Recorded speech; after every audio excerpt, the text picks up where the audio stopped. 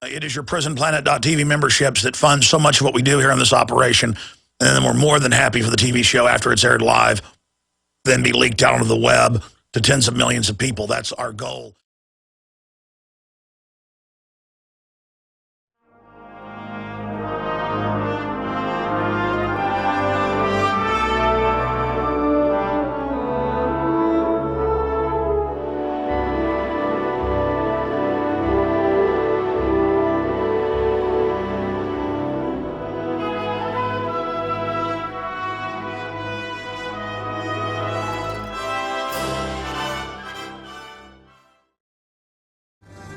Ladies and gentlemen, thank you so much for joining us today.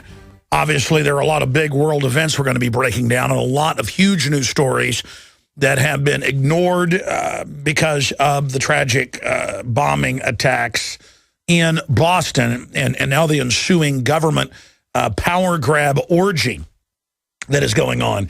The total wide open border amnesty, 800-page plus bill, CISPA passing the House, Russian or Chinese-style net censorship, in the words of tech analyst Declan McCullough at CNET News. I mean, even Google says it's draconian. That is rocketed through the House. Homeland Security to be given even more autonomous power from the more and more ceremonial Congress.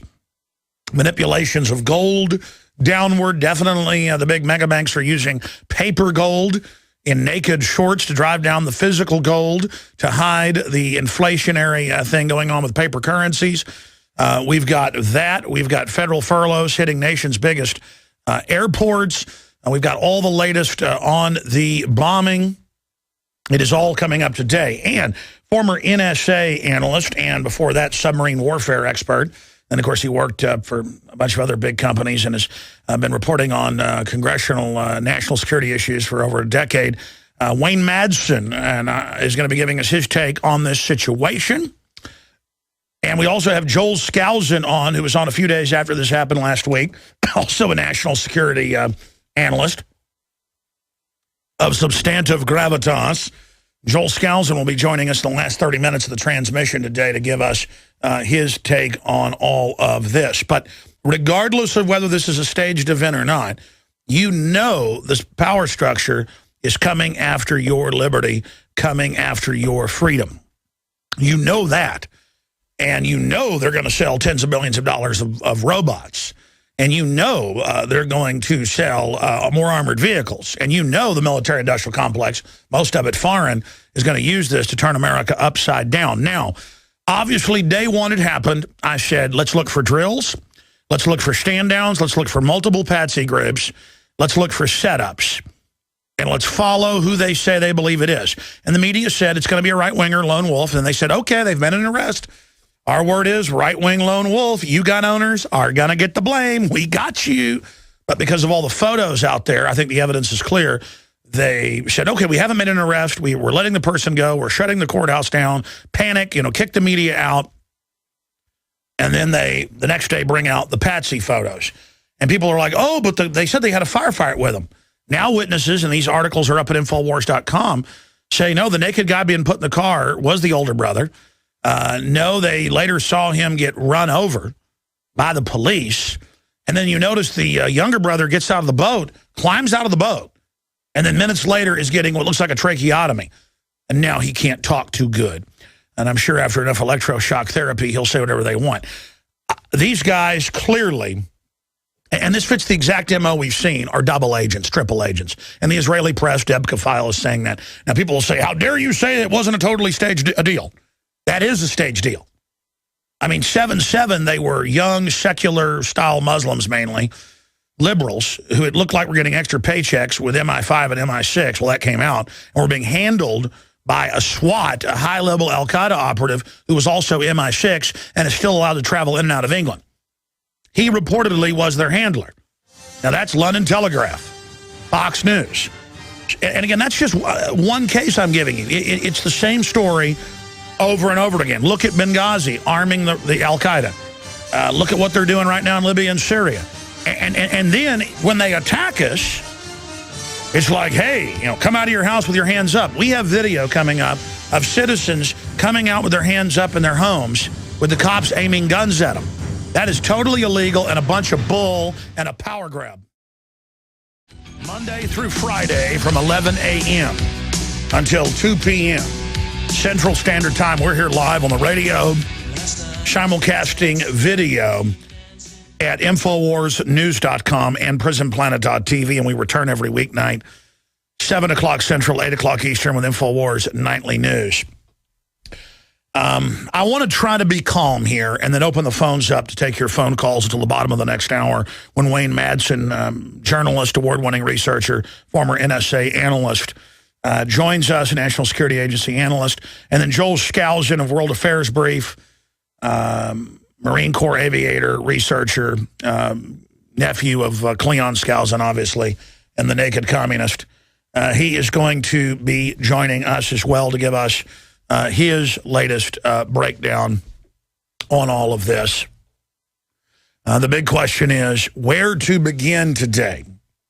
I told you over the weekend what the big news would be that Glenn Beck was going to be putting out about the Saudi Arabian, and it's that the White House is involved in a cover-up. Now, they could be doing that cover-up to create a rabbit trail to Saudi Arabia. Even though the foreign Saudi press is reporting this Saudi gentleman that was injured, the young man, is hooked into the royal family and did get visited by Michelle Obama. And there was an emergency meeting with the Saudi foreign minister, and the files of this guy are being altered and changed. That's coming out, and they are planning to deport him. They are planning to deport them.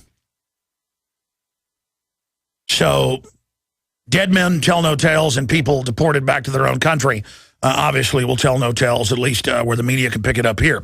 Now, all that said, I'm going to address that later because I put a video out on it yesterday, predicted what would be released because it was already released. It was already in the news last Friday that the White House is covering this up in a bunch of other newspapers. And it's already in the news that the White House is acting very suspicious. Now, getting away from that report right now and getting into the big issues that we're looking at right now. We can punch this up for TV viewers. The aunt says that the older brother, she says the naked man in the video being seen put in the patrol car is him. The other brother was partying and you know, the night before all this happened, like he normally did, you know, drinking and smoking pot and stuff, according to his friends. Was not a practicing Muslim, by the way. But they were pretty full of themselves and had a lot of extra money. You also, again, now have witnesses in the local news. These articles and videos are up on Infowars.com. We're going to be breaking those down. Saying that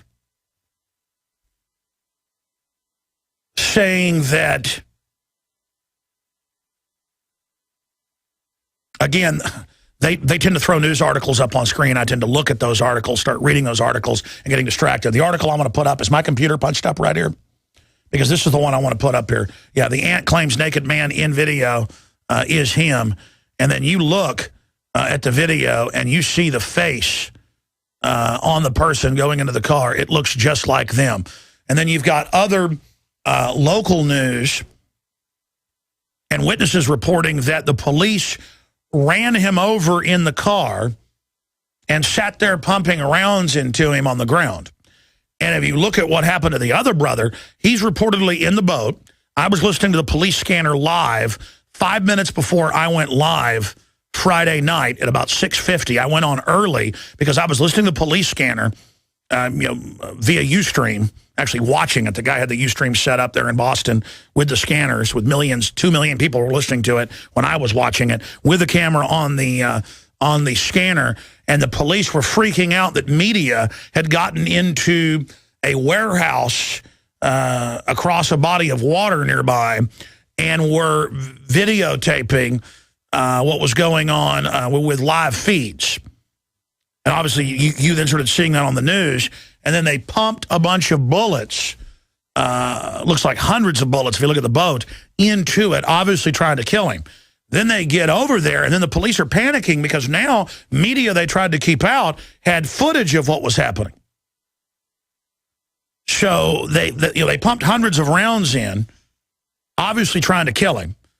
Then he stands up miraculously. And don't worry, though, 5 minutes later, he's being trached, and they're cutting into his throat to save him. And then they've sedated him. And then now he's reportedly, and again, all these articles I'm mentioning are up on Infowars.com. Then they start interrogating him now, the special national security feds that are there. These are people on record that will torture children in front of their parents to get fake confessions. Khalid Sheikh Mohammed confessed to bombing buildings that weren't built until 4 years after he was already in jail. He might have confessed to killing Jesus 2,000 years ago. He might have confessed to killing Lincoln and blowing up the Lusitania and firebombing the Reichstag in Germany in 1933. He might have confessed to, being mean to Santa Claus one Christmas morning. Again, fake confessions, fake news, fake WMDs, fake. Now, again, there's so many data points here. I'm going to try to go over all of these for you, but here's what we know. The FBI 5 years ago visited the families of these young men to cover their butts, as they normally do, to create a history and a ledger that they were indeed watching the older brother and then recently the younger brother. 2.5 years ago, in 2011, they visited them because the Russians blew their cover. That's what the Russians do, and said, we're putting in a national security Interpol complaint on these brothers going to Dagestan and going to Chechnya. And by the way, they're using aliases. And we know that through Interpol. Because the West has spent billions of dollars in Dagestan and in Chechnya and in surrounding areas, funding what is known as the Jihadi Wahhabist Crescent. And they have a man known as the Chechen bin Laden. Guys, type in Chechen bin Laden. This is who the brothers went to try to make contact with. And so they could get in and out of the country. Magically, they were able to get on aircraft and things with fake names. And now there's a whitewash going on that. Now, I told you it would end up that they had intelligence connections, not just FBI visits. Now, you want to go further? Because this is the biggest piece of the puzzle of hundreds that no one is even talking about.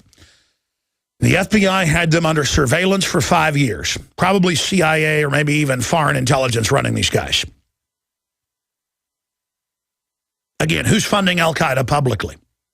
Again, who just gave $100+ million last week to the Syrian rebels? The State Department. It's over $1 billion now total the last 2.5 years they've given them publicly. That's known al-Qaeda being funded to again, take over countries. What is the West doing to Russia? Radicalizing Muslims, but also sending in infiltrators to keep tabs on them. And who do they use? Young men from England and the United States and Germany. Now, these guys suddenly had money. They suddenly, they were flashy, always dressing like playboys, going through women like they were Cracker Jacks. These are not practicing Muslims. And that's why their father says it's a setup and that they've been set up. Do you understand that, ladies and gentlemen? This is just like Muhammad Atta, at the strip bar 2 nights before, who it turns out, ladies and gentlemen,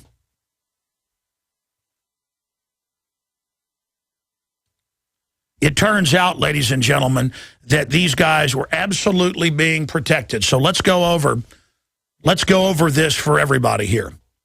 The FBI is saying, did not know who they were. Here are their photos. Help us find them. We don't know who they are. Here's video. Here's photos.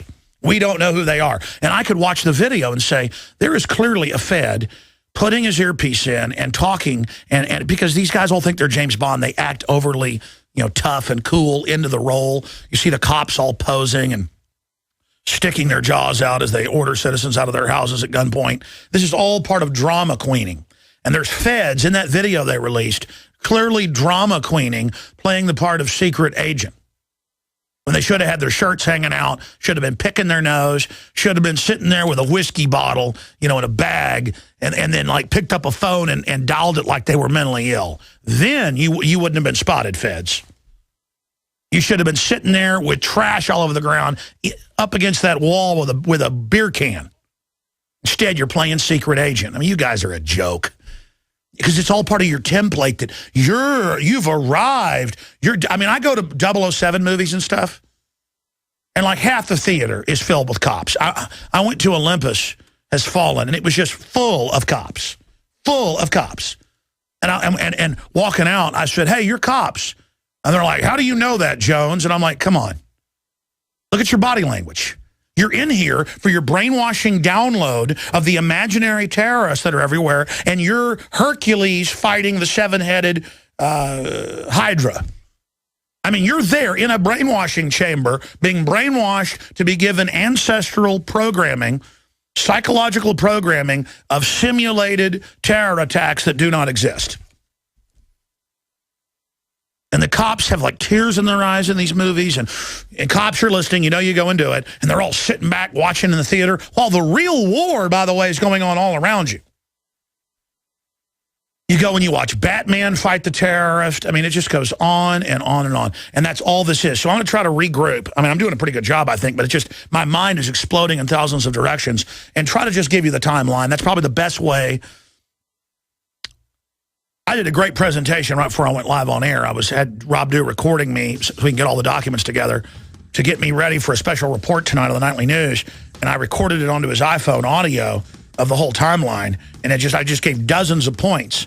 And then once I get on air, I've only gone over basic ones. But I haven't gotten to the big enchilada yet, or I didn't point it out properly. They knew who these guys were when they released their photos to you. Oh, help us. Here's the only guys you have to look at. Who are they? You know who they are. They were at least double agents. This is the end of due process. This is the end. The next time one reported gunman is on the street, I guess the police have to lock down an entire city and come door to door aiming guns at you and going in your house without a warrant.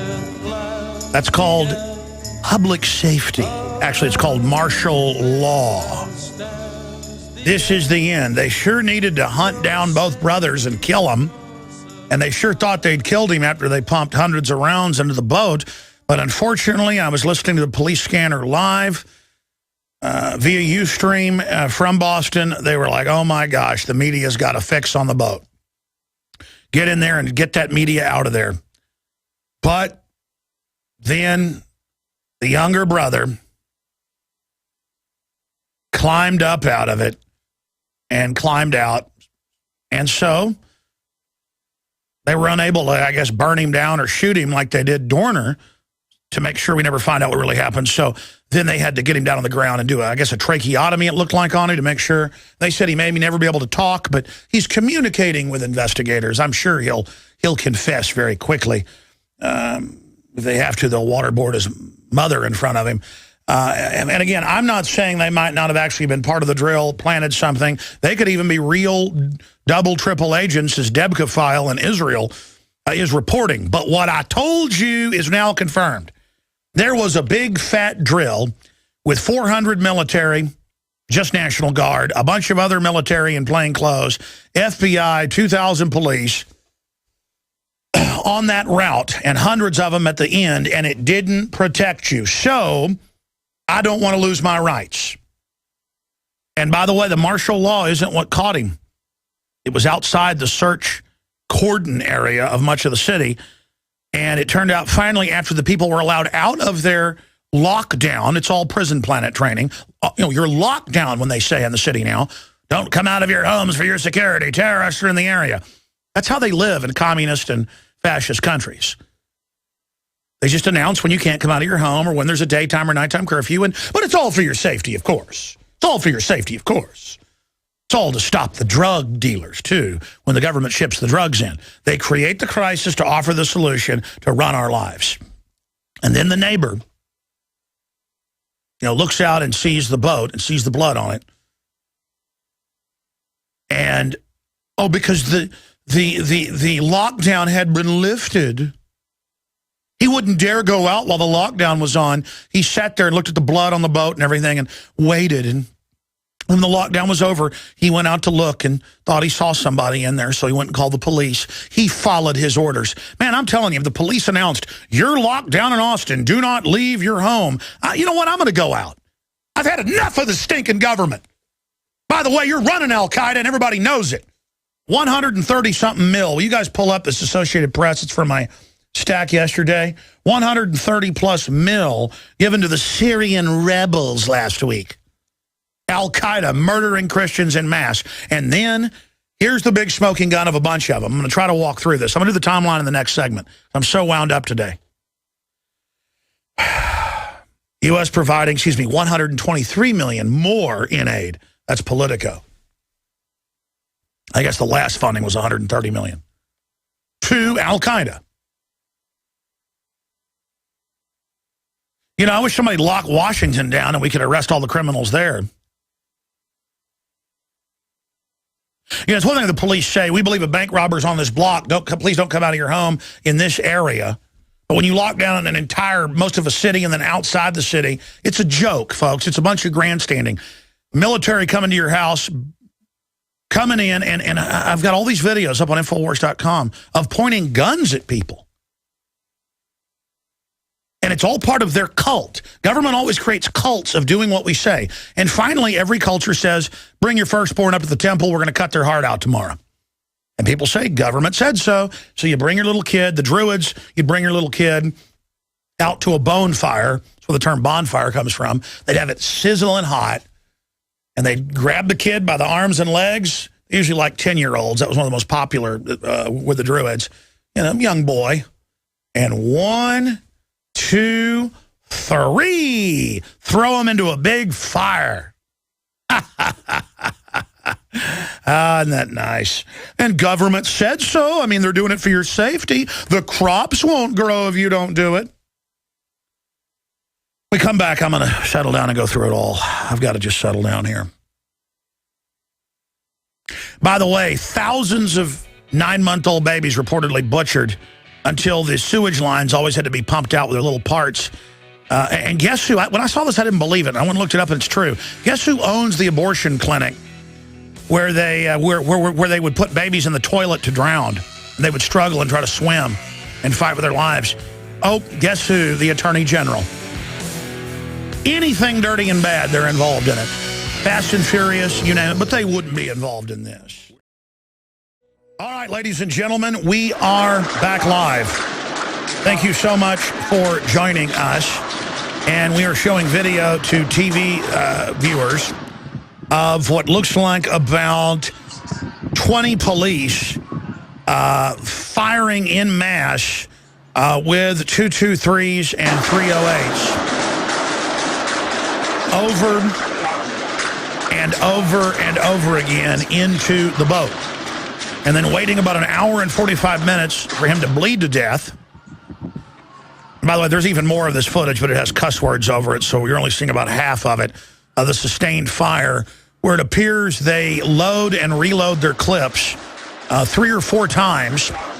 Let's be conservative, 15 officers or so. So you can see a whole line of flashes, or it looks about 50 yards, firing into the boat, hopefully killing Patsy number 2, while telling everyone that they sure wanted him to be alive. And then, of course, you've got the other brother. You've got the other brother. Reportedly now witnesses are saying, we have these videos up on Infowars.com, that they saw the police run over him and then fill his body full of holes. And the aunt and others are saying that it is video of the older brother, Tamerlan, being brought naked into the police car. And then I guess you just stage a firefight and then say that you killed him. Again, we're seeing all the signs, just like with Dorner, where they said, we're going to burn this mother effer up. Yeah, burn down that cabin. Burn it down. And then, okay, we've got the fire, placing the fire. It's on fire. Good. Mission completed. We burned him down. And a big celebration.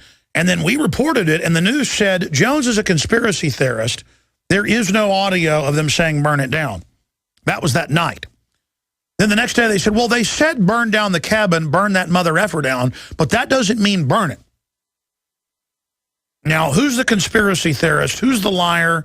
And who isn't? You all heard them on 6 different feeds, 3 different individuals talking about burning the mother effer down. And it is the same story Here yet again today, ladies and gentlemen, we are seeing the same thing happen with continued rapidity. Now, again, here's the giant trillion-pound enchilada. They told you, here's the photos. We've got to show you these photos. We've got to go over these photos because we don't know who these people are, and we need your help finding them. But don't look at any of the other photos of the obvious drill and obvious other patsies. And they've come out now, the FBI, and said, we didn't want people looking at other stuff.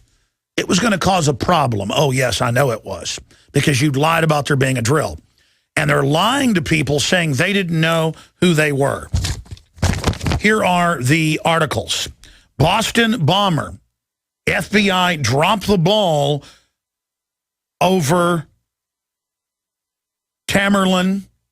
The FBI was alerted by Russian security services to serious new concerns about one of the Boston bomb suspects as recently as November. It was claimed on Sunday night. And since then, the FBI has indeed admitted to all of that. And, of course, they were talking to their family about them for 5 years. The Russians blew their cover 2.5 years ago saying, why are you letting these guys go in and out of these terrorist-controlled areas? We think this guy's suspicious. They should. Kurt Nimmo wrote an article about it on Sunday, actually Saturday, about the State Department funding billions of dollars to the bin Laden of Chechnya, that this gentleman, brother number one, the older dead brother, dead men tell no tales, that he reportedly worked with. So he reportedly was under the influence and was inspired by Chechen warlord on State Department payroll, who the FBI had been following and talking to now for 5 years. 5 years. 5 years. By the way, the family said 5 years before they admitted 2.5 years, and now 5 years is confirmed. So they were on these guys forever, but they released photos and videos saying, gee, we don't know who they are, when you can see feds watching them in the doorway as they walk by. Was Boston bomber inspired by Russia's bin Laden? Mother claims FBI tracked older brother for 5 years after told by Moscow of links to Chechen terrorist. Well, yeah, Moscow was blowing his cover. That's how agencies get rid of somebody without killing them and starting a new Cold War, is they simply say, hey, here's your agents, knock it off. Now, it gets worse. Here is the Huffington Post, and here is Politico. But they hide this in plain view. Representative Mike Rogers, Tamerlan may have traveled to Russia under an alias. Under an alias. Mike Rogers, the older brother, may have traveled to Russia under an alias, and it's not really Russia. It's to Uzbekistan and to Chechnya, and the Russians came and said, this guy looks like he's one of your people, get him out of here. Lindsey Graham says, wrong name hid the Russia trip. Oh, the senator is helping us understand exactly why that happened. It is so frustrating. I mean, can't there ever be a bombing where, let me show TV viewers, and for radio listeners, I will, simply give you the headline on this. You can see it all for yourself. Terror expert, London bombings mastermind is MI6 asset. We have that article saved. It was from the London Daily Telegraph, and then there's Fox News under it. You just search MI6 agent 7/7 bombings. 7/7 London bomber, MI6 agent. That was, by the way, John Loftus, former head of counterterrorism for the FBI. So there's just some of the headlines. Democratic Underground, London bombing mastermind, an MI6 agent. Daily Mail, MI6 told agent it couldn't kill al-Qaeda. London bombing ringleader, Harun Rashid, a SWAT double agent. He wasn't a double agent. He was allowed to fly in and out of the country for years after the bombing, and it turned out is an MI6 officer. Not an asset, not an agent, an officer. Let me say it again. An officer of MI6 commanded, to quote Destro. All you cops think you're G.I. Joe. You actually work for Cobra. But look how simple that is, that you work for Cobra, and you don't even know it. The government is Cobra. We here at Cobra sow chaos to bring order and weapon sales. See, it's all a big joke, all in your face. Look how the police dress like Cobra. And all the children watching that, everybody thought Cobra was cooler. You were all being imprinted. All being imprinted with predictive programming. Cobra brings in a world government. Cobra gets rid of gold, brings in cashless systems. Cobra brainwashes kids through television. Have you watched those old 80s cartoons? Cobra currency. Hail Cobra. That's what the intelligence agencies are. They run the narcotics, they run the snuff films, they run the little kids, they run all of it, and they get caught running all of it, and it doesn't even matter. And they get caught running these guys, and I said, whoever these patsies are, they're going to kill them. But they pumped, I don't know, if you blow that video up where they're shooting, it goes on for about 40 seconds, and there's a line of guns that looks like it's about 50 yards long, back through the trees. You can see the flashes. And you can tell they're firing from drums. They're firing from 30-round mags. And you can see some of the guns stopping for a second, 2 seconds as they reload, firing, probably 60 rounds to 100 rounds per person into that boat. And folks, show the bullet-ridden boat. Just type in bullet-ridden boat or the terrorist boat. And I mean, there are bullet holes from 308 and 223 every half inch over the entire boat. Now, what was the mission there? Did they go pump tear gas in and say, come out with your hands up? By the way, the witnesses say he didn't shoot at him with his, quote, carbine. He was hiding in there, and they pulled up, and they unloaded. Because they were told, kill him. That's why they told the media, you cover this, we're going to kill you. That's why they told citizens, you come out of your house, you're dead.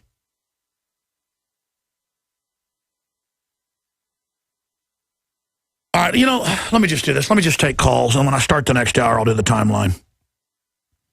Because I actually wrote some notes on this, and it's just so frustrating. But is anybody going to call the FBI on the big elephant in the room? They lied for 5 years, not 2.5. They knew who these guys were. And these guys clearly had fake identification and were allowed to travel in and out under aliases. I've interviewed the head of the U.S. Embassy Visa section. Springman, look it up. Toronto Star was the first to break it in 2001, where they were ordered to let Mohammed Atta and the other 14 hijackers from Saudi Arabia back into the U.S. They were flagged as terrorists, and they said, we're not letting them in, and the State Department had the CIA call them and say, those are our agents, our assets. They're not terrorists. That's their cover. And then we've got Lieutenant Colonel Butler, the head of the Defense Language School at the time, going on the news, going to the newspaper and saying, 5 of the hijackers were in my school. Mohammed Atta and 2 others were in my class for a year. 2 semesters at the Defense Language School, 2 years before 9/11. He knew Mohammed Atta. He drank coffee with Mohammed Atta at the commissary and had lunch with him. Mohammed Atta sat 2 rows back for 2 semesters. And all the colonel said is, folks, the government was involved in this. These guys are patsies. Those hijackers on the news are U.S. government trained. Now, that's San Jose Mercury News. That's Associated Press. If the media is listening before all the White House organs, because, look, I know you work for the White House, Media Matters, and all the rest of you. It's on record you do. But most of you aren't real terrorists. Most of you aren't real criminal globalists. You probably wouldn't, hurt the neighbor's dog if you were offered $1 million. But see, just denying all this doesn't make you not guilty. When you sit here and go, Alex the Crazy says the government ran the 9/11 hijackers. I don't know what really happened once they got on those airplanes. All I know is there was a stand-down ordered at NORAD, and whether it's 7/7, the London bombings, whether it's the Madrid bombings on 3/3/3 in 2003, whether it is 9/11, whether it is this event, whether it is the bombings in Afghanistan where the president comes out and says, yeah, your government is staging these terror attacks and runs Taliban and al-Qaeda. Well, that all came out years ago. They took, here's the toll-free number, 800-259-9231, 800-259-9231. They took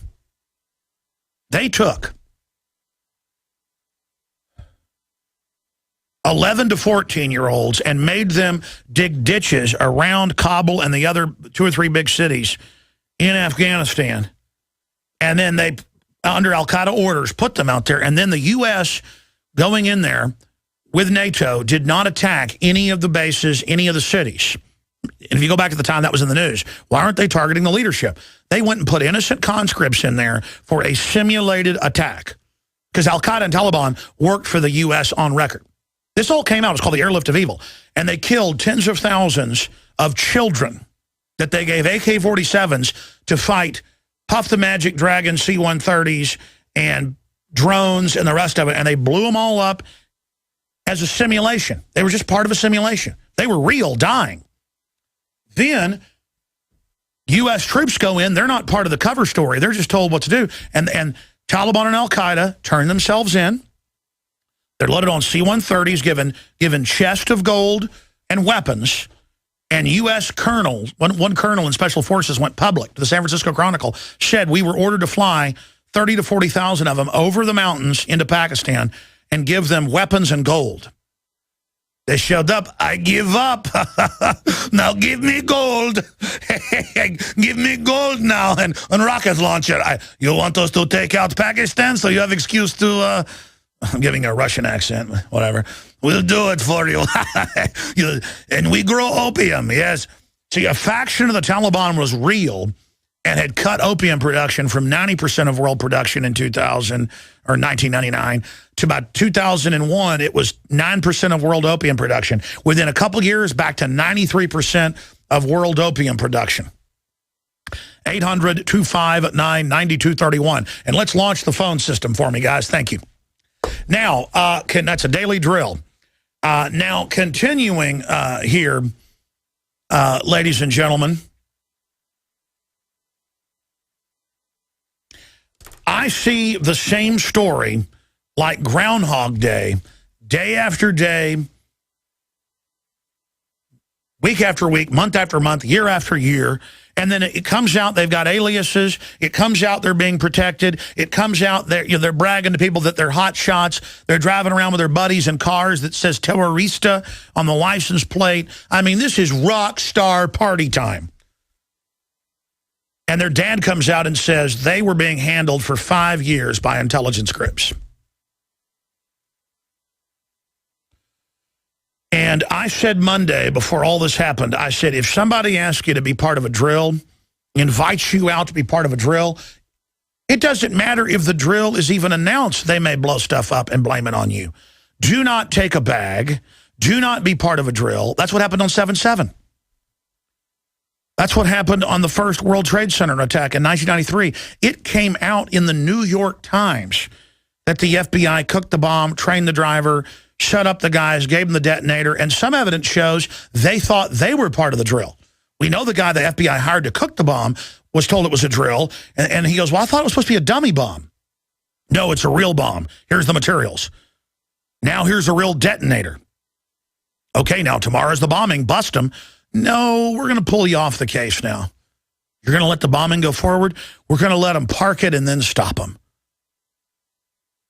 And the CIA asset went, Ahmad Salam said, I think you're trying to set me up. I don't want to be part of this evil. And they said, just do what you're told.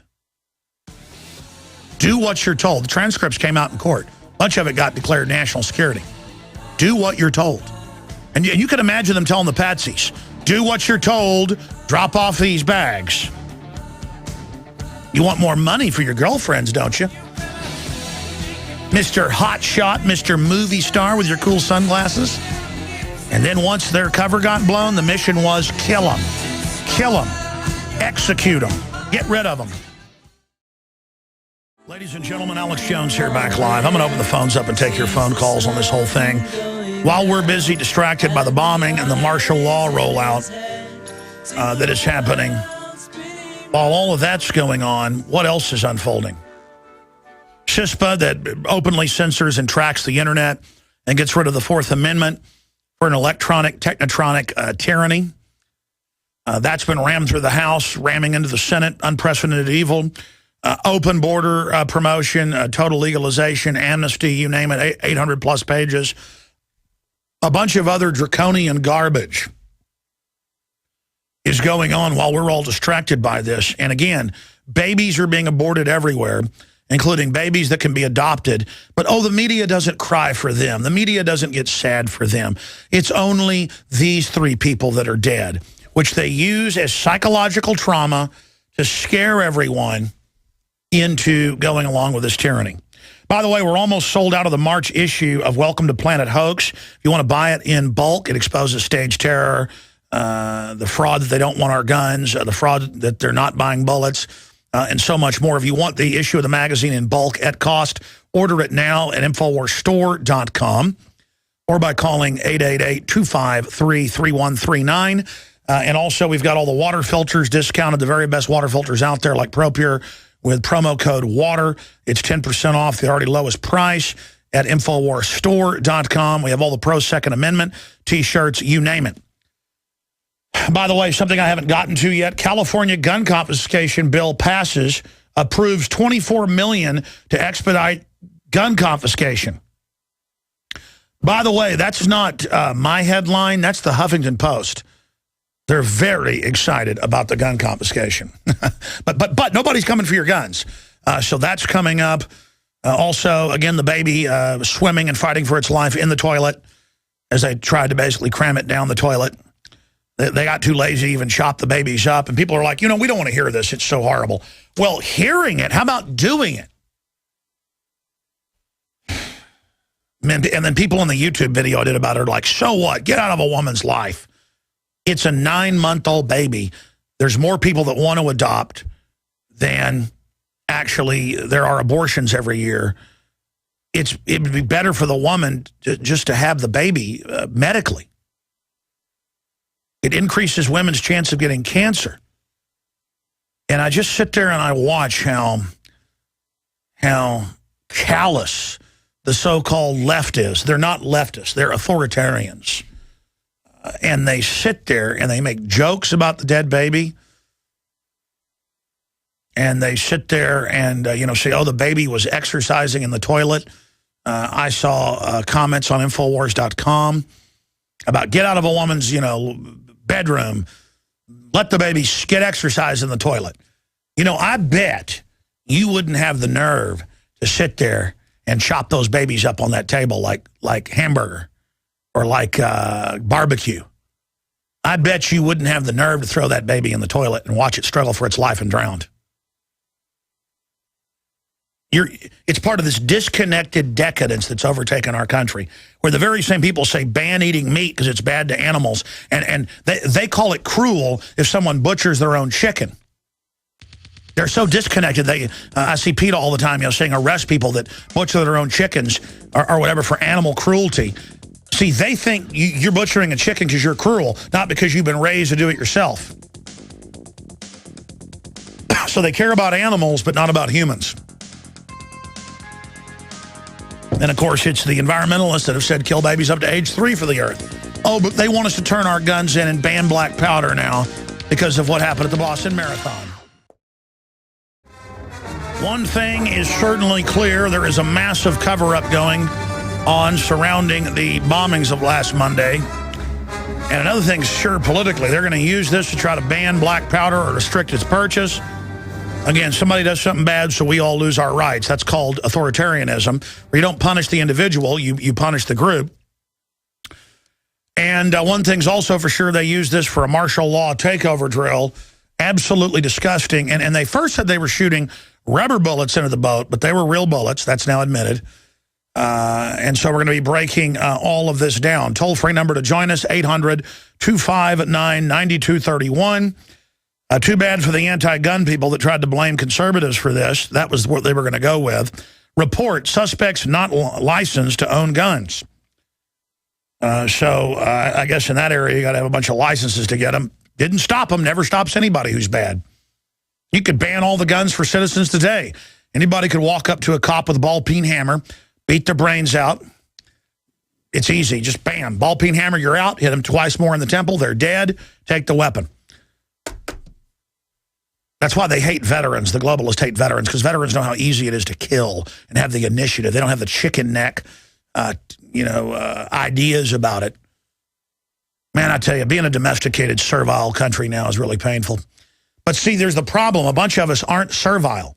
A bunch of us aren't brainwashed and cattle. A bunch of us know what's going on. Doesn't matter if you can get 51% to vote to take our guns or make us slaves again. It isn't going to work. Nick in Nevada, you're on the air. Welcome. Yes, Alex. First of all, I just want to say that it is a truly honor and a privilege to finally get through and to talk to you on air. I've been waiting a long time to be able to get this opportunity, and I just want to say thank you. Please don't thank me. Go. What's the info? Well, we are living in September 11, 2001 all over again. We're seeing senators and presidents being sent letters laced with chemicals. We're seeing suspicious packages left everywhere. And all the mind control and all the fear-mongering that they put onto people is all for the purpose of having the full control over everybody. And now we're seeing it on a larger scale with the takedown and the takeover of Boston and the complete, martial law. And it's going to spread throughout the entire country. As they said, they will have more staged events coming up. And obviously, they're going to. They have gone this far. Who's to say that they can't go any further? And for anybody out there who thinks that the FBI does not set up these staged events is out of their minds, as the proof and the evidence is everywhere. And as they've come out and told us flat out, to our faces. And I remember also, too, a couple weeks ago, you mentioned how, more people need to stand up and more people need to bring awareness and talk about the New World Order and to shed the light onto people. And I just want to say that I started my own podcast as well, and if you wouldn't mind, I'd like to give that out on your show and have more people open their eyes, and that's distortedreality.podbean.com. And I'm doing the very best that I can locally here in Las Vegas to spread out the word on the New World Order, on the tyranny. Sure, listen, I think it's good that you're doing that, and I always let people plug their shows here because my goal is to do that, but if we all just plug on my show, it only then basically communicates within the choir. It is important to go out and proselytize critical thinking, historical research, being aware of how things really work. Really, it's not being a chump and being street smart. People need to be street smart. That's what this show's really about, not being chumps, understanding how the world really works, getting informed about our number one enemy, the globalist, that are staging events and provocateuring events to take our liberties. You need to go to churches. You need to get on the radio locally. You need to start with an access TV show to point people at your alternative media system to grow that so that everybody's reaching people outside of who we've already woken up. But God bless you. I hear you, and I appreciate your call. Yeah, this broadcast is reaching conservatively now 15 million people a week, one way or another. And last week, it was more like, let's not exaggerate, 50 million people. We've had like 10 million extra YouTube views just on our YouTube channel. Infowars has probably gotten 30 million extra visitors. Land of the cowards, home of the slaves. That's what the globalists want us to be. We are not land of the coward, home of the slave, planet of the trendies, creation of the stupids. But you've got Bomb Threat USA, as Drudge Report calls it. Alabama, 3 hospitals. Connecticut, courthouse. Pennsylvania, shopping village. Iowa, neighborhood. Florida, office building. Man wearing camo shirt shuts down Philly Visitor Center. Camo has completely been in for 2 years. It just goes on and on. Drone industry invokes Boston bombings in PR pitch. Oh, yeah, billions in drones, billions in robots, billions in checkpoints, billions in armored vehicles. That's the type of stuff we have up at Infowars.com, PrisonPlanet.com, and I'm also covering what's at DrudgeReport.com. Meanwhile, WorldNet Daily reports Americans are snapping by the millions. I've been telling you this. Road raging, fighting, divorce is way up, suicide is way up. Yeah, you put 20% of the population on suicide pills, serotonin reuptake inhibitors, and other antipsychotics and other antidepressants, they cause you statistically to commit suicide and mass murder. But the answer is more people on drugs. Roughly 20%, again, of the U.S. military, it's come out, is on these drugs while in combat. Oh, that's a good idea. Saudi national question after Boston bombing was on terror watch list. That's right. That's the big breaking news, ladies and gentlemen.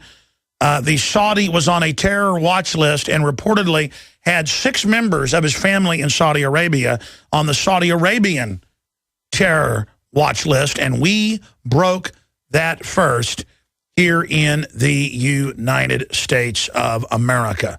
I broke that Saturday on Infowars.com, and I broke it Sunday with a video that I put up, and now it is at townhall.com.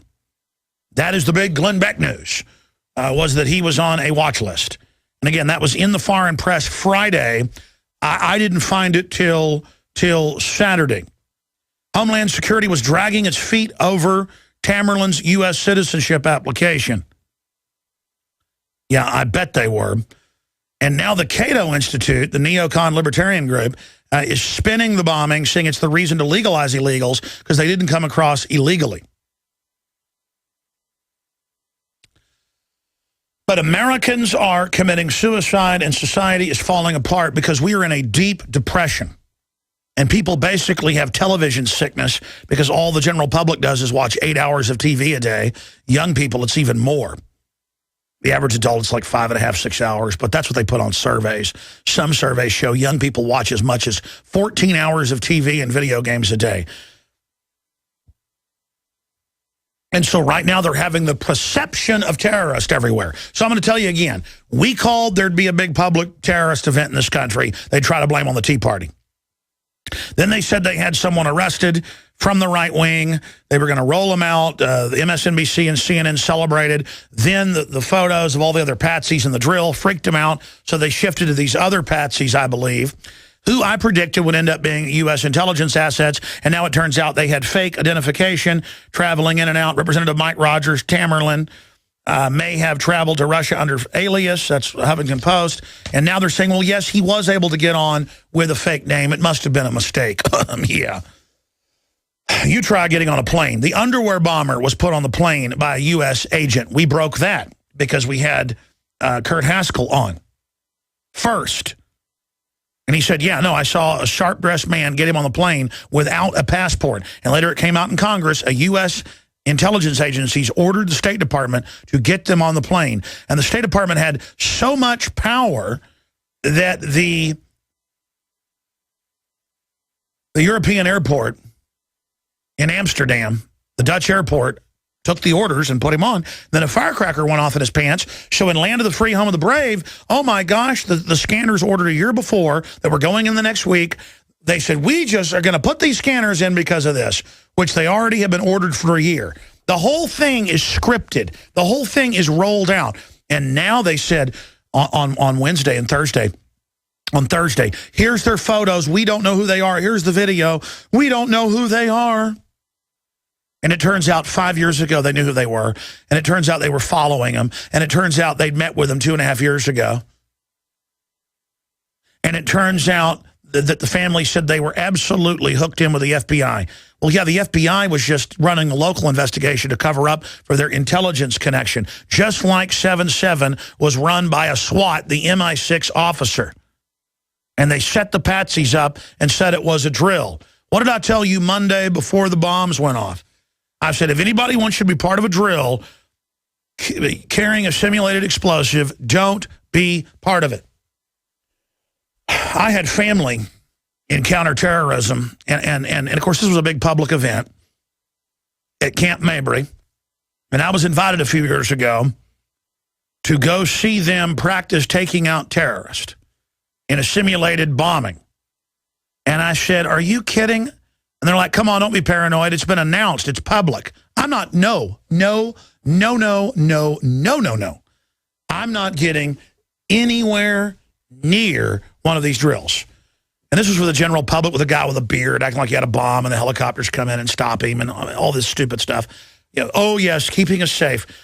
Our government, just like Mohammed Karzai said, runs Taliban and al-Qaeda, and they run them in Libya and Syria, and they just gave them $123 million last Friday to al-Qaeda in Syria to offensively attack that government and those people and make fathers suicide bomb or they kill their whole family. And there are videos of men, women, and children being thrown off roofs and having their heads chopped off.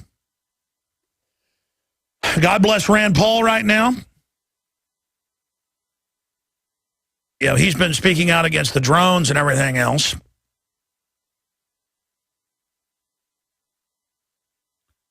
And Rand Paul is now urging Reed McConnell to stall immigration reform after Boston, which is amnesty. So Rand Paul's taking action. By the way, we're going to get Rand Paul back on. I want you guys go after Rand Paul. Last time they just called us and said we want to have him on. I want to get him on about all this, and I want Ron Paul. So please fire political torpedoes of love and get them both on the show. A pretty silly joke I just told, isn't it? All right, anyways. Man, I tell you, this is just so ridiculous. We got Wayne Madsen, award-winning journalist and formerly of the National Security Agency, joining us to give us his take at the bottom of the hour. And then Joel Skousen of World Affairs Brief, who day one said it has all the signs of false flag. He's going to be on. Everyone I respect, like Joel Skousen and people like... I mean, there's so many folks out there saying it has all the signs of false flag, but Steve Pachinik, you name it, are saying this thing stinks to high heaven. And again, why is it always people being intelligence handled? Lee Harvey Oswald, Tim McVeigh, it's the same formula. Have people that are part of your operation, even if they get caught, you just say they're double agents. And that's what the Israelis are saying. Oh, you know, these guys were sent over under fake IDs. And by the way, they said this before it was in the news. And they're obviously were to infiltrate Muslim extremist groups in the Caucasus Mountain region. But the Israelis didn't point out the West is funding the leader of that group, the Chechnyan bin Laden, as he's known. $1 billion or more has been sent to these guys. Same old story like they created al-Qaeda to fight the Russians. And so a group created by our government, as usual, is radicalized and somehow brainwashed. And now they're saying there's a group of 12 guys in a sleeper cell that they're hunting for who help these guys. But the rest of the media is like, no, it's a lone guy. Because the 12 guys are the handlers. And again, they follow an exact paradigm, an exact program, an exact operation. People say, Alex, couldn't there be some real terror? Absolutely. Absolutely. Easter bunnies may exist. I've never seen one. I don't think they exist, but I cannot definitively prove that there are not Easter bunnies living in America.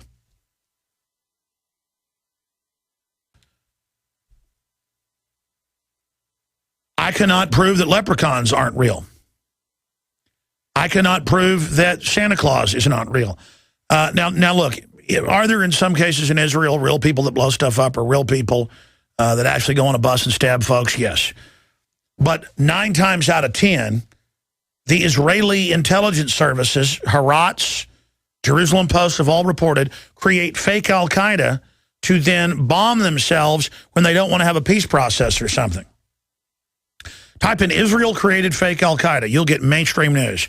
Type in Israel created Hamas in 1973. Now, again, I'm not saying that's how you control the opposition, is you don't like Hezbollah, Iranian-run, a real terror group that's really attacking you. You create Hezbollah that then fights for political control and acts like terrorist to then take up all the resistance that Iran is picking up on, to then mop up everybody and then spy on your resistance. And then if you politically need to get elected or something, just blow something up and blame it on your political enemy. There it is, Israel faked al-Qaeda presence. That's a BBC, and that's a whitewash itself. Here. Let me just show new viewers and radio listeners. Radio listeners can just search whatever I say, and then you can find it for yourself.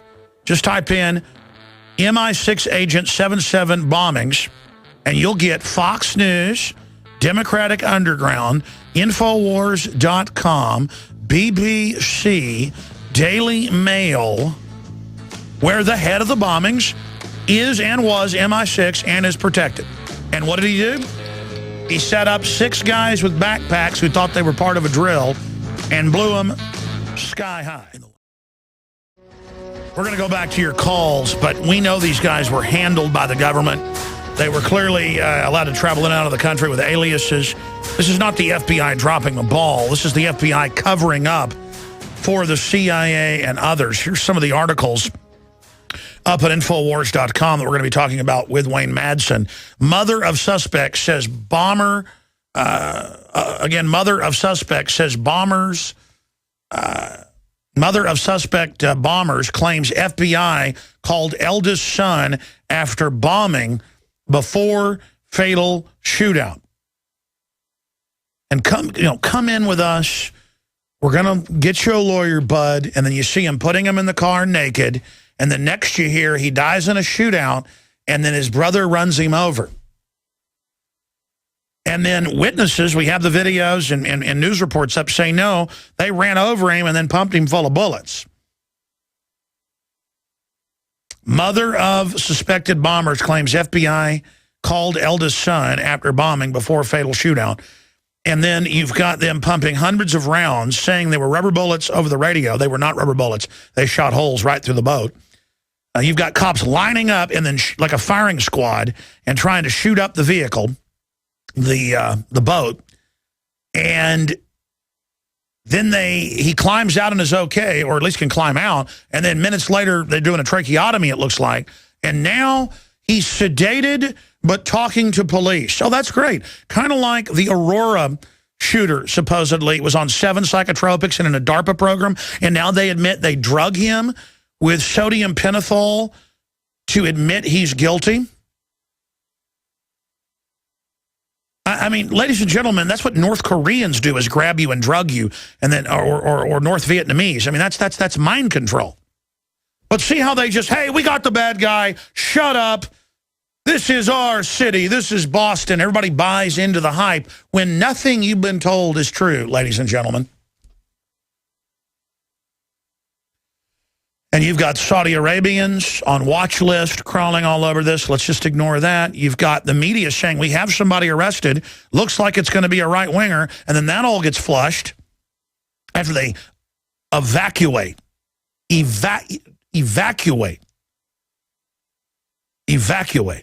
the courthouse.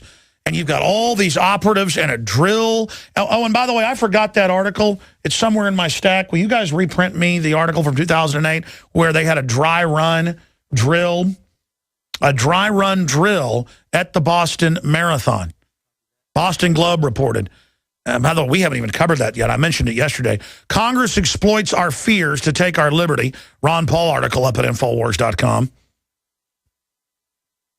The brother's aunt claims naked man in video is Tamerlan. And, man, it shows the video. If it isn't him, it's his naked. Oh, they call him up. Hey, how'd the operation go? Yeah, we're not sure who did it. And then, boom, it's in the news. Shocking footage, Americans ordered out of homes at gunpoint by SWAT teams. Well, who needs due process? Martial law is good. Everybody got a big dose of it at Katrina and here now. 17 unanswered questions about the Boston bombing the media is afraid to ask. Video and audio of firefight captured.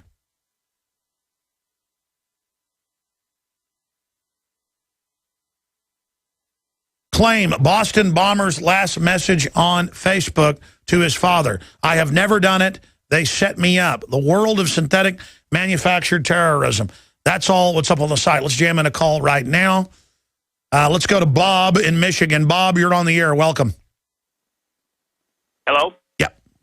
Hey, Alex. Thanks for taking the phone call. You're right. I was kind of surprised. I don't listen to you all the time. But when I see something, and to be honest with you, I really didn't watch the news that much either because I know it's just a bunch of propaganda. But I did hear them talk about shooting the rubber bullets and when this guy was in the boat. And what kills me about this is for an average rational thinking person to sit and listen to that, where you have somebody in a boat, if anybody owns a boat, especially the size of that boat, what are rubber bullets going to do, and where are they getting the angle to hit this guy? No, they were saying it, and I heard it over the scanner, to confuse the media. And this was hours after, hour and 45 minutes after they'd already shot him up. And they watched him crawl around. They watched his heat, residence there. Then they say, get out. But see, their problem was the media ended up with telephoto lenses getting a shot. And you can hear the cops going, oh, no, the media's got a shot. Because, again, they had a mission to kill him. That's why they said, stay in your house, don't come out. Because they had to. What do you think's going on here, Bob? What I find happening, see, I have a mother-in-law that's like 75 years old, and what I find is what the news does. I was over at her house helping her out over the weekend, and she talks about all the stuff that's on the news, and I'm telling you, it's the old people that they really scare. But oh yeah. I am your host, Alex Jones. We're now halfway into this Monday transmission on the 22nd day of April, 2013. We're going to be talking to Wayne Madsen of Wayne Madsen Report here in just a moment. As the news comes out, it turns out the FBI had been all over these two youth for 5 years, had sent them into the Caucasus. It appears through the CIA to infiltrate groups. And that's the picture that is now emerging, and that the FBI called them before and after the bombing, the mother is now saying. And when you've got parents immediately saying they were set up by security services, the government was all over my kids, they either let them do this or they're handling them, and they thought they were part of a drill, and either or didn't plant bombs. And then you've got the government in damage control with a bunch of Saudi Arabians. You've got all of this going on. And so we're going to be getting Wayne Madsen's take on that right now. But this fits the exact same cutout we've seen over and over again. Before we go any further, don't forget that you can see Infowars Nightly News every night at 7 o'clock Central Standard Time, as well as see the live video feed of the 3-hour live radio show that you're listening to right now by subscribing to prisonplanet.tv. And why do we call it Prison Planet? Because by using these events, they are training us that when the government says, everyone stay in your house, you have to. Or when the government says they're going to put checkpoints on the highway, you have to. The great threat is tyranny, not statistically terrorism, whether it's real or not. And again, 200-plus people die a year from honeybee stings, according to World Almanac. Less than 50 die a year from terrorism. But they hype it up like it's the end of the world. Same thing with mass shootings. Less than 100 people die a year from mass shootings. More than half of those are gang-related. Less than 40 people that are actually in mass shootings that are innocents and not groups killing each other. And they try to use that to then guilt all of us and make all of us suspects. And that's what this is. Getting us to cheer our own servitude.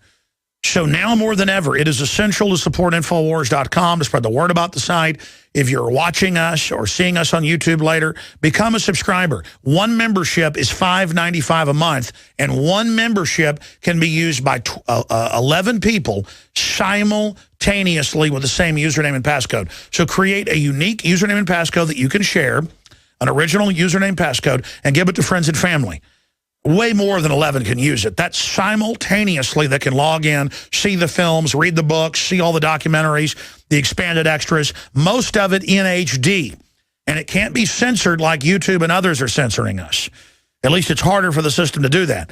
So again, you're supporting the very tip of the spear in real media. When you subscribe today. It's 10 years up and running. prisonplanet.tv or InfoWarsNews.com. And then give it as an e-gift to friends and family. Say, check this out. Here it is. And Kurt Nemo's got a big article coming out soon with a whole boil down with their intelligence connections. And that ties in with Steve Watson's article, Mother of Suspected Bomber Claims FBI Called Eldest Son After Bombing Before Fatal Shootout. British media report claims FBI spoke with Tamerlan and said they knew he'd carried out the bombing. And that is being reported by Channel 4 News in Britain. Yeah, when the mother instantly said, intelligence services, they would not leave my son alone. And these guys are playboying around and traveling into Tajikistan and all these places and hanging out with groups funded by the CIA. I mean, this is incredible. This is absolutely incredible. And again, you can also find that article at planetinfowars.com. But if you guys punch up my screen, I'll actually show viewers right here. Again, Infowars.com, and you click on the top link, Mother of Suspected Bombers Claims FBI Called Eldest Sons After Bombing Before Fatal Shootout. Now remember, the whole family, everything the family said Thursday, early Thursday morning hours, I guess it was already Friday morning, they said that, this, my son is set up. These are not our, they didn't do this. They've been harassed for 5 years by the FBI. This is intelligence services setting them up. And then it comes out for 5 years they've been doing this. And 2.5 years ago, they met with them again when the Russians wanted it on record that, hey, we know these guys work for you. So the FBI had to act like they were doing something. And now, here's the big issue. We have the FBI when they knew full well who they were. And if we confirm they were talking to them on the phone, we've got them. In the middle of the drills and all the other suspects. We're going to get Wayne Madsen's expert take on this in about 1 minute. They were on the news saying, we don't know who they are. Help us learn who they are. When they knew full well who they were, it's been confirmed. They knew who they were, and they had a press conference and said, Thursday night, here they are. This is the only person you look at, and they're now in the Washington Post and a bunch of other publications saying the alternative media almost screwed up our investigation. They shouldn't have access to photos and videos from surveillance cameras or the public's info in the future. Great, you're going to put cameras up everywhere and still blow stuff up and blame patsies and then say we shouldn't have access to it because we're bad. It was citizens that found your patsy after your lockdown was lifted. You couldn't find him to kill him. And just like you did the brother. And so you lifted it going, okay, let the slaves find it. But then the media could then move the media you'd threatened to kill, so they got a bird's eye view so you couldn't finish the killing. Now you're drugging him up out of his mind to confess he did it, just like the so-called Aurora shooter. Now, Wayne Madsen has worked at the National Security Agency. Before that, he was in submarine warfare. And if you watch C-SPAN, you always see him there in national security meetings in the press gallery. And he works at there in D.C., gets a lot of intel at the National Press Club. I have found Wayne Madsen's intel to be so devastatingly accurate that I just don't think we blow trumpets when he comes on. He deserves a drum roll. He travels all over the place to cover these events. He has impeccable sources in a climate where they're arresting whistleblowers and media people left and right. And he has a lot of courage. And WayneMadsenReport.com is his website. Wayne, I don't know your take on this yet. So all of us will now get your take on it here today. But am I wrong in saying there's a cover-up A, and this has the classic signs of another provocateur patsy event? Wayne Madsen. Oh, you're absolutely right. It actually gets deeper than just what's happened over the last week or so. You go back to 1994 when the Russians and Chechens fought this very big civil war, very deadly civil war. The U.S. began recruiting Chechens with the idea that we would support Chechny's independence from Russia. And things didn't go too well because many of these Chechens eventually were Wahhabized by the Saudis and became these jihadists. And eventually they wound up fighting us in Afghanistan and Iraq, and they're fighting in Syria right now on behalf of the rebels, who, of course, we're supporting. I think, and historically, this is the one of the most warlike areas of the world. These people all are tough as nails. Yeah. Well, when things got bad after some deadly terrorist attacks by Chechen terrorists in Russia, a movie theater in Moscow, a high-speed train between Moscow and St. Petersburg, the Moscow airport, and several others, metro stations in Moscow, the Russians really cracked down. So what we started to see is the CIA started bringing over a whole bunch of political asylum. Many of these people, I call them professional refugees, including the Tsarnaev family. The Tsarnaev family, the young boy first came over here in 2002, apparently got his residency, his asylum. By the way, I'll just say it off a gut feeling. The dad looks like a classic intelligence operative. He just screams James Bond type. What do you say? Well, yeah, and I'll get to Uncle Ruslan later when it comes to that. But the Zohar got his asylum in Arlington, Virginia. Well, we know what is headquartered in Arlington, Virginia. Every defense and intelligence agency you can imagine. That was in 2001. Then the older brother comes over. But what I've discovered is that Boston and the Washington, D.C. area are the two centers for Chechen refugees, many of whom who got political asylum in the United States. In the case of Boston, that's a very tight-knit group. One of their their kind of unofficial leaders is the former quote-unquote foreign minister of independent Chechnya, Ilyas Akhmedov. Now, when he first applied for citizenship, the Department of Homeland Security and the Justice Department said, no, we have information that links him to terrorist attacks in Russia. So we're not going to give asylum to a terrorist. Well, who weighs in? Now, you've heard over the last couple of days who's been arguing that this kid, Johar, should be tried in a military commission. He should have his citizenship taken away, which was granted last year on September 11th. Who's been arguing this but John McCain? John McCain and his good friend there, Miss Lindsay from South Carolina. Yeah, Miss Lindsay, because they don't want this info getting out. Exactly. So how do you suppress evidence? You do it through a military commission. You get these guys waylaid to Gitmo, and you know, nobody's going to hear all the details. Well, what about the fact that the mother says, and it looks like that it is the older son, Tamerlan, on the video, and then now the witnesses are saying they ran him over with a car and then shot him up full of holes, and then they tried to kill the other one. They want these guys dead. Yeah. Well, when I saw him laying on a slab in the morgue, I could only think of Qusay and Uday Hussein, you know, Saddam Hussein's sons, who we laid out on a slab, and we broadcast those photos, gruesome photos, around the world. But John McCain was one of the people who argued for giving political asylum to Ilyas Akhmedov, this guy who the Justice Department, Homeland Security said no. They eventually overruled it. He had a high-priced lawyer in New York arguing for Just him. like the CIA ordered the Jeddah Saudi Arabian embassy to let the 15 hijackers back in, even though they were flagged as terrorists. They told them these guys are really CIA.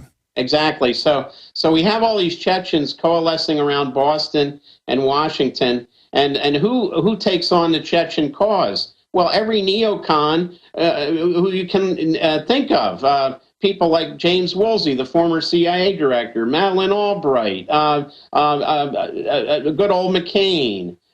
They even got Ted Kennedy because the law firm who represented this guy, Akhmedov, Sergeant Shriver, Kennedy's brother-in-law, was a partner, a senior partner. Now, I understand you're giving us all the connections. Bottom line, what do you think really happened here? Because they were getting ready to blame it on the Tea Party. They said we have somebody arrested. They were going to be at the courthouse. Then they shut that down. They acted very panicked. Don't look at these other photos, the FBI said. That's word for word. Only look at these. Now, the mother says they were calling him before and after the bombing and then right before the fatal shootout.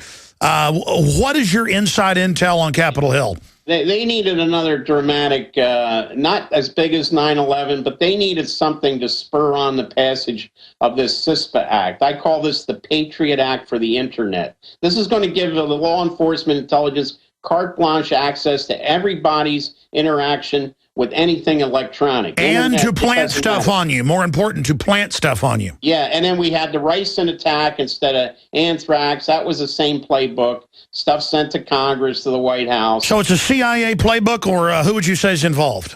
I can't even say it's the CIA's playbook anymore. I think it's these same people. You look at the people that back these Chechen refugees in Boston and D.C. It's this project for the New American Century crowd. It's a neocon operation? Neocon operation. They never went away. As a matter of fact, they're still in the Obama administration. They're consulted by the Obama administration. Yeah, I was looking. One company is set to get $10 billion off this CISPA thing, spying on us. We're talking about $100 billion over the next 5 years spying on us. So they're also going to charge us to read our mail. Oh, absolutely. And then you got all these other little things at play, like charging people who enter the United States over land borders a fee, as they do with airports right now and seaports. So, there's a lot of people who have their hands out. They're looking at making some money here, contractors, DHS. What about the operation itself? I mean, clearly... Well, I believe the operation. So you have these like private security contractors there. This Kraft International that was headed up by this guy Kyle, who was shot back on Groundhog Day, February 2nd, by his colleague, who they said suffered from PTSD. And by the way, now they're trying to claim those are National Guard. There were some National Guard dressed the same, but there are people wearing Kraft hats there as well. You could tell the difference between that. National Guard were wearing the camouflage uniforms, and the Kraft guys were wearing these khaki pants and these vests. And were they just used as well as a smokescreen? So there's so many black backpacks, cops would never be able to stop the real guys? Well, either the backpacks were diversionary, or one of their backpacks contained some of the explosive devices. It's hard to say, but we do know that there was a bomb drill going on. Once again, here's a drill taking place. It's always a drill. Why do they run the exact same playbook over and over again? Because it works? It works. It works. And they already know the corporate media is in their pocket, and they're not going to ask any questions. Well, a few British papers are, and I guess in Russia, some media in Russia's taking a close look at that, not accepting everything that's coming out from the corporate wires and over the corporate networks. But they know they can get away with it. They've gotten away with it so many times in the past. Why fix something if it ain't broke? That's the way they're looking at it. So they're going to use the same thing. They'll change it. They have to change it. Anthrax to ricin. No more buildings being taken down by controlled demolitions and blaming it on airplanes. Sure. Let me ask you this. Do you think it's accurate to say that this thing unraveled spectacularly and they're now, what is it the FBI doesn't want us to look at in all the other photos and videos that they're so scared of? Well, I think what they don't want anybody to know is that, as being reported, you just mentioned it, that the FBI had contacts with at least the older guy, Tamerlan Tsarnaev. And the other thing, we got to look at Uncle Ruslan. When I first saw the news crews out of Washington up in Montgomery Village, Maryland, we know that the Tsarnaev's father over in Dagestan apparently was an auto mechanic when he lived in Massachusetts. Well, he obviously didn't make a lot of money. But you look at that guy's house, Uncle Ruslan, in Montgomery Village. I know that area. They're expensive homes. There's $600,000 homes up there. The uncle, the dad, all of them come off like extremely smooth operators. Like if I saw one of those guys walking down the street, and I've learned how to recognize them, I'd go, oh, that's a real intelligence operative, not one of the fake ones. And let me tell you, the dad immediately said it's intelligence services and looks mad and says my sons have been set up, and he comes off very authoritative. And they were saying this instantly because I guarantee you, being connected to the Chechens and the State Department bringing them over here, these people, the whole family's probably operatives. Well, they also said that the family may have lived in Kazakhstan for a while. Now, Uncle Ruslan, it turns out he's a graduate of Duke Law School.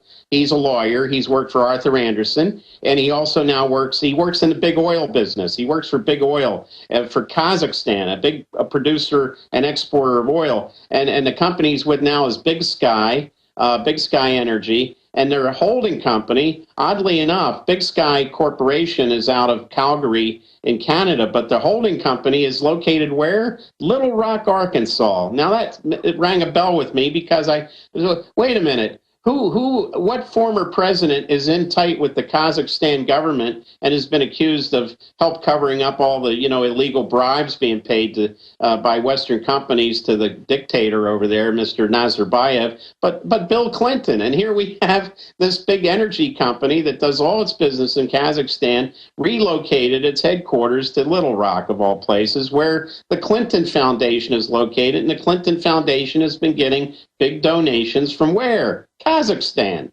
Exactly. So they're helping out. Yeah.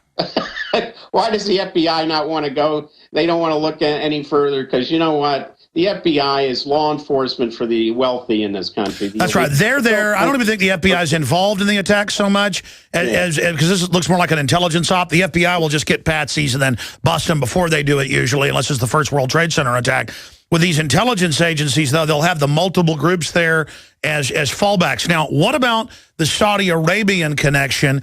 Because it has been confirmed the White House is involved in a cover-up. It turns out this guy's got a bunch of family on terror watch list. Or is this just a rabbit trail? It could be, but look, we have to look at the Saudis because they have been very active in Chechnya and radicalizing the Chechen Muslim population. And so if anyone may have been involved in radicalizing old Tamerlan there, it may have been these Saudi groups. So we can't let them off the hook. But we also, the other thing I want to point out here is that this whole a Chechen operation may be an attempt also to embarrass Vladimir Putin, because we know that the Russians asked us for information on Tamerlan, and the FBI said, well, we asked them why. Give us more information. Well, Putin's not dumb enough. Well, they said we think he may be connected to these events, but I want you to finish your point. But isn't that how the Russians tend to blow somebody's cover, is open a public file on them? Right, and the Russians aren't dumb enough to, when the FBI said, well, give us more information, they're not going to give away their sources either, because if we get their sources, the FBI, of course, is going to pursue them. Well, I looked it up. You've got $1 billion in the last 15 years or so going into those stands to actually bring the Wahhabists in and train them. I mean, the problem is Saudi Arabia and the globalists, and now look at how the U.S. is using Saudi Arabia to put al-Qaeda in Libya and Syria. And I predict they're going to shoot down jet airliners with heat-seeking missiles, and then take our rights when our government gave it to them. And then we had the national security, the foreign affairs advisor to Netanyahu on stating, it's according to Haaretz, the Israeli newspapers, he said, this Boston Marathon bombing is good for Israel. Well, that's just like what Netanyahu said after 9/11. He said it on Fox News. This is very good for, everybody's winning out with these terrorist attacks against the United States, except the American people. We are being played for chumps. Everybody's making a killing. From Saudi Arabia to Israel to these mujahideen rebels that are fighting in Syria and fought Gaddafi. The only people who are getting messed over here is us, because we're the ones. Sure. We're the people that are getting the legs blown off and having our kids killed in Boston and everywhere else. And record suicide of the troops that nobody wants to humanize or personalize. What do you make? What do you make of Ahmed, Dinajid and the things he's up to? How does Hezbollah tie into this? Because we know that's a real group actually run by Iran. What do you expect them to do? Will the media try to blame them somehow? Yeah, it'll try. But look, Ahmadinejad condemned this. I did the Ayatollah Khamenei. They condemned this, and they said, while we condemn this act of violence, hey, how about looking at some of the other acts of violence the United States is involved in sponsoring around the world? Sure. So let's shift gears now to the president of Afghanistan, Mohammed Karzai. That's a big deal that he came out and said the West runs al-Qaeda and Taliban and is staging bombings as a pretext for a police state. What does that signify? When did he wake up and start smelling the Afghan coffee? I mean, he of all people should know about our links with the al-Qaeda and the Taliban, because when he was in exile, he was sitting there in Pakistan and here in this country and witnessing those connections. So, I'm glad he's come out and said it. But let's see how long he remains in power. My feeling is that Karzai some people's patience is wearing thin with this guy. And, we do know that when the Soviets controlled Afghanistan, a lot of Afghan leaders would wind up with bullets in their head and, being strung up in the central square of Kabul. Let's see how long it takes for our guys to get around to, taking care of Mr. Karzai. Just like they did Pat Tillman, yeah. Yeah, exactly. Let me ask you this. Yeah. Look, how long can the globalists openly run Al-Qaeda publicly running Al-Qaeda, like the war on drugs? Publicly, they run the drugs, and that's public. Congressional hearings, studies, CIA Solicitor General in '96. How long can they do this where they run the terrorists publicly and then take our liberties using the terrorists to threaten us that they run? I mean, how long can this go on? Isn't it beginning to wear thin and people know about it? Well, look, we got to have people back in Congress like we had back in the 70s that had the gumption to stand up and ask these questions. We had the Senator Frank Church that went after the CIA. We had Congresswoman Bella Abzug and Congressman Otis Pike from New York. Both of them were from New York.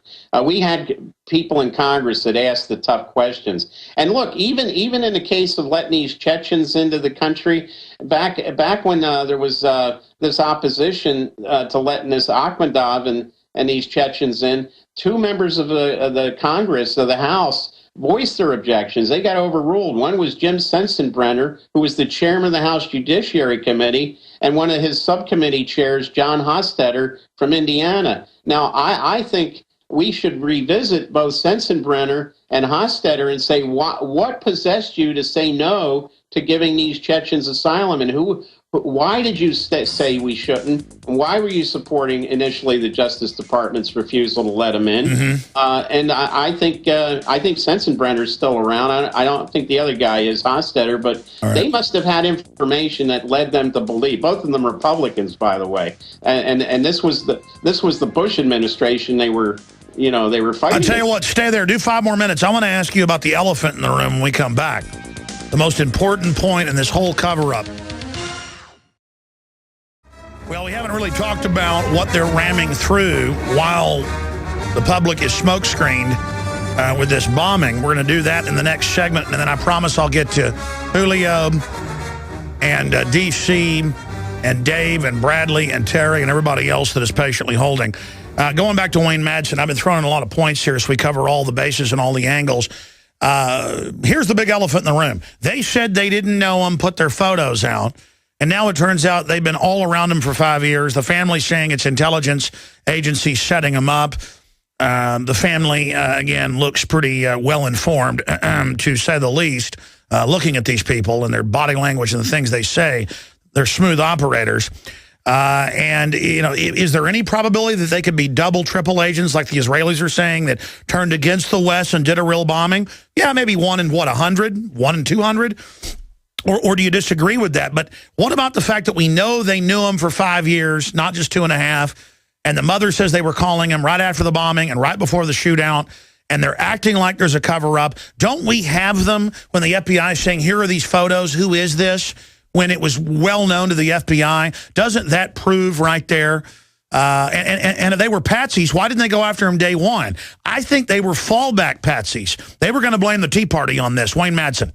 Well, I'll tell you, I'm reminded of Mohammed Atta. He was seen at Maxwell Air Force Base, where they knew him as Lieutenant Colonel Atta, the Egyptian Air Force. He was involved in being a drug mule as well. He was involved with unsavory people. He was on Jack Abramoff's casino boats a couple days before 9/11. He was clearly working for our intelligence operations. So, Tamerlan Tsarnaev, meet Mohammed Atta. It's just another one of these. I think you're right.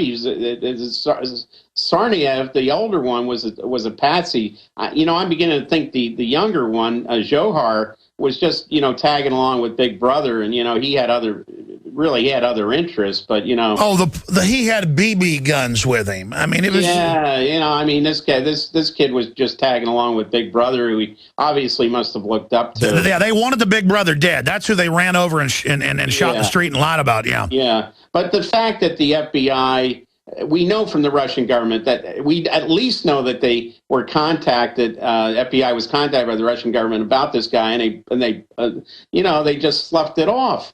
Now, why did not President Obama call Bob Mueller, the FBI director, into the Oval Office and said, "You guys screwed up here. I want your letter of resignation on my desk by this afternoon"? Because Obama holds no one accountable. He's never held one person in his administration accountable. That's a real flaw in his leadership. I agree. Bottom line, Benghazi. Giving Al-Qaeda 10,000 heat-seeking missiles. What's the point of that? What's at the bottom of Benghazi? No, well, here we go again. The U.S. Being found to support the Mujahideen. We had, there were Chechens fighting in Libya as well. And now some of the Libyans are all fighting in Syria. We're keeping this conflict, it's called the... strategy of tension. Strategy of tension, clash of civilizations. These are all neocon terms. We got to keep that going because there's no more, communist bloc. Now there's this terrorist axis of evil nonsense, and they got to keep it alive. And I think why they pulled off the marathon bombing is, look, they started letting people go on airplanes now with some, pocket knives. Yeah, they did this to sell $100 billion in robots and armored vehicles and train. That was martial law in Boston. They're training us to accept that. Oh, by the way, the front page of the Lebanese English language newspaper, the Daily Star. I'm going to try to get this photo out. But there's the other day they ran a photo when they were going door to door and pulling people out of their homes in Watertown, Massachusetts. There is a picture of a police officer with a gun drawn on a lady who has her hands up as she's coming out of her home. I don't know if you've seen this photo. Oh, no, we have video. We have video up at Infowars.com. Wayne Madsen, I want to get you on for a full hour in the next week to really break down the whole geopolitical. WayneMadsenReport.com. Thank you so much, Wayne Madsen. You bet. All right, there he goes. We're going to get an update on CISPA, then your phone calls, then Joel Skousen. Tamerlan Zarnev. FBI fumbles as it tries to cover up false flag asset Tamerlan Zarnev. Kurt Nemo's got an article that just breaks down the intelligence connections, all of it. The family's now saying the FBI called their son after the bombing and right before he was killed, that he was loaded in a car naked, that is indeed him, and then run over and then shot. Eyewitnesses are saying they saw that as well, ladies and gentlemen. This story is breaking up at Infowars.com and PrisonPlanet.com. Mother of suspected bombers claims FBI called eldest son after bombing before fatal shootout. Congress exploits our fears to take our liberty. Ron Paul. Zarnev aunt claims naked man in video is Tamerlan. Shocking footage. Americans order out of homes at gunpoint by SWAT teams. I mean, I don't know. Imagine Austin. There's a lone shooter out. I mean, one thing they said, we're shutting this building down. We think he's in it. They come to your house, say, come out with your hands up to everybody. I know. I'm done. This is totally unconstitutional. Now, I'm going to go to your calls in the next segment, I promise, and then we're going to get Joel Skousen to pop in with his take. But all the experts I trust, not just me, are saying this is a staged event. One thing I want to plug here before we look at what they're trying to ram through while we're busy in the media circus that is this quasi-staged event, bare minimum, WIWA in Jacksonville, St. Cloud, Florida. As of today, April 22nd, WIWA in Jacksonville, St. Cloud, Florida, will air the Alex Jones Show 24/7 via high-quality satellite stream. And you can pick up 24 hours a day the internet stream that they're going to feed to XDS satellite receivers as well. The station manager is Jerry Smith. So they are, and of course, there are some stations out there. There was one for a while in Seattle that does coast-to-coast AM 24/7. They got high ratings with that. And we've got a lot of stations that air us live, then again at night, because it just gets more and more popular. But this is great, so you can find out more. Guys, give me their website. I'll plug that too. WIWA in Jacksonville, Florida. And it might be good on these plug sheets if they give me the frequency. And hey, John, will you give me the frequency? I mean, I've given people the call letters, but hell, I can do it. I can go to Radio Locator and do it. It's like I'll get ad copy I'm going to write to say, here's your ad, and it just says the name. It's like, you write it. You do everything, Jones. People want me to come, I guess, into the bathroom, become groom of the stool or something, too. I can do all the butt wiping around here. 11:60 a.m., ladies and gentlemen. Excuse me, David. That's a good way to introduce this hour. Family show, I apologize, folks. I'm not complaining. It's all the time. It's like, there, plug this news station. Oh, yes. Did you say 1630? Oh, 1160. 1160. See, because I got to get it live down my ear, you know. 1160, 1160. There you go in Jacksonville, St. Cloud. Okay, shifting gears here with a quick update and report on what's being rammed through with our reporter David Knight while we're watching the martial law takeover conditioning. Well, what we're looking at is a threat of imposing the Patriot Act on the Internet. Now, the House passed last Thursday the CISPA Act, which has been around before, and it was killed once before, along with PIPA and SOPA and the Cybersecurity Act of 2012. All those things have been brought up. All those things were defeated. But then as it was going through last Thursday, it was pretty amazing what happened in the House. There were a lot of amendments put in to try to protect privacy. They weren't even allowed to be debated. You had one amendment that said that they had to get a search warrant before they looked at people's private papers and their internet communications, which of course would comply with the Fourth Amendment. That of course was not allowed to come in. But we also had the chair of the House Committee on Homeland Security, Mike McCall, said, in the case of Boston, they were real bombs, but he said, we need to arm ourselves against digital bombs that are on their way. And so that's what they did to try to ram this through, because the other bills, most of them were set up around copyright issues. But now when they say security, the Republicans are just falling in line left and right. It has not passed the Senate yet, and Obama says he's not going to sign it, but of course he said that about the NDAA, so we can't trust that. But it's been defeated in the past. And they're also saying because of WikiLeaks they want it. WikiLeaks was a good thing, exposing their criminal activity. Right. So they're saying, hey, we want to keep covering up our criminal ops. You can't talk about these efforts to try to keep the internet free without talking about Aaron Swartz. Aaron Swartz died in the middle of January. He was just 26. He was under indictment by this same U.S. attorney that's going to be trying these bombers in Boston. And she threw the book at him. Local prosecutors were just going to let him go as a misdemeanor charge. She put 13 felony charges on him and had him looking at a 35-year sentence. She got a lot of criticism because a lot of people said that she drove him to suicide, but I'm not so sure that he committed suicide. Yeah, folks, when you hang yourself in a jail cell, there's a good chance you were murdered. Right. Well, he basically, to defend Carmen Ortiz, her husband did a tweet that said that she had offered him a 6-month deal, and he turned it down. Not that he was looking at a 35-year sentence. That Twitter account has subsequently been taken down, but that information got out, and there were screenshots of it. People got that from the archives. Also, he was under indictment after he was still fighting these SOPA, PIPA, CISPA acts, even after he was under indictment. This guy was a fighter. He was not somebody that's just going to, kill himself in despair. I don't believe. Of course they murdered him. But that's what they did. Let's look at a couple of clips from him. The first one talks about some of the technical issues with cybersecurity. It's just about 30 seconds. Can we go to that clip? I think it's really important that we stop cyber attacks. And the way to do that is to make our cyber systems more secure, to close the vulnerabilities that allow attackers to get in. But the problem is the government's doing the opposite. They are funding the creation of vulnerabilities. They are offering rewards for people to find and build vulnerabilities into their system and give it to the U.S. government, so then the U.S. government can launch cyber attacks on other countries. Now, did you get that? He said the real problem with cybersecurity is that the government is creating and funding them. Our government is creating and funding them. 3 years ago, Kurt Nimmo wrote an article where the head of cybersecurity at the Pentagon, because it's already going, I mean, they're just trying to get statutory authority, said, we're launching cyber attacks, we're doing this, we're building back doors. That's why they say the Chinese chips in our missiles and stuff, it's not our missiles, it's globalist missiles, have these back doors, because that was ordered in the specs. Everything has back doors. Absolutely. And like you said before, they basically have to tell, in the same way they have to tell people when they're going to pull something off.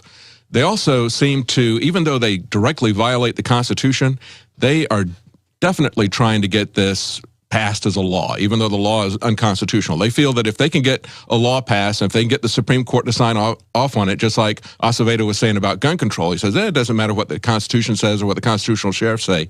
If the Congress passes a law and the Supreme Court says we're fine with that, that trumps the Constitution. That essentially amends or nullifies the Constitution. So they're really pushing on this. But the question is, what does this bill do? How does it violate the Fourth Amendment? Well, even though it's our own government that is funding and creating these attacks, these vulnerabilities, as Aaron Swartz pointed out, they're using this to come in and get information about you they're going to use it to get information about you from Facebook and Twitter. And they're going to do it in a devious way. Instead of the government coming in and saying, we want that information, they're going to provide liability protection to Facebook and Twitter and any corporation to voluntarily hand over that information to the FBI. And I've been saying this since they told us in 2001. I was reading the minutes of the Internet 2 meeting. I think it was in London that year. They've had it in Austin and Tokyo and other places. And they said, in the future, we're going to shut off the old web, but we're going to phase it into Internet 2, where it's only institutions and big corporations. You'll have to waive your rights to be on it, and then there'll be no freedom because you've got to waive it to be on it, but we're going to kill the old web. And that's the plan. They force you onto these pretty much government creations like Zuckerberg's, where he said they're dumb effers. He's at Bilderberg Group, Google, all this, and then you're on it. And then it says you have no rights, and so everything you're doing is spied on. Plus, when you sign a contract to be on the cloud, everything you're doing isn't yours now. Well, this will also negate any privacy agreements that have been out there between Facebook and users or Twitter and users. Anything that's out there, any agreement to protect your privacy will be null and void if CISPA goes through. So it gives them liability protection. Exactly. And so CISPA supporters are outspending people who are opposing it by 140 to 1. $605 million to push this thing through, $605 million versus only $4 million to try to stop it. And it's big defense contractors. Tell them about that. Up to $10 billion per company just to spy on us. Right. Well, Mike Rogers, the $10 billion figure, comes from Mike Rogers' wife. Now, Mike Rogers is the congressman that's really spearheaded this. He reintroduced CISPA 1 month after Aaron Swartz died.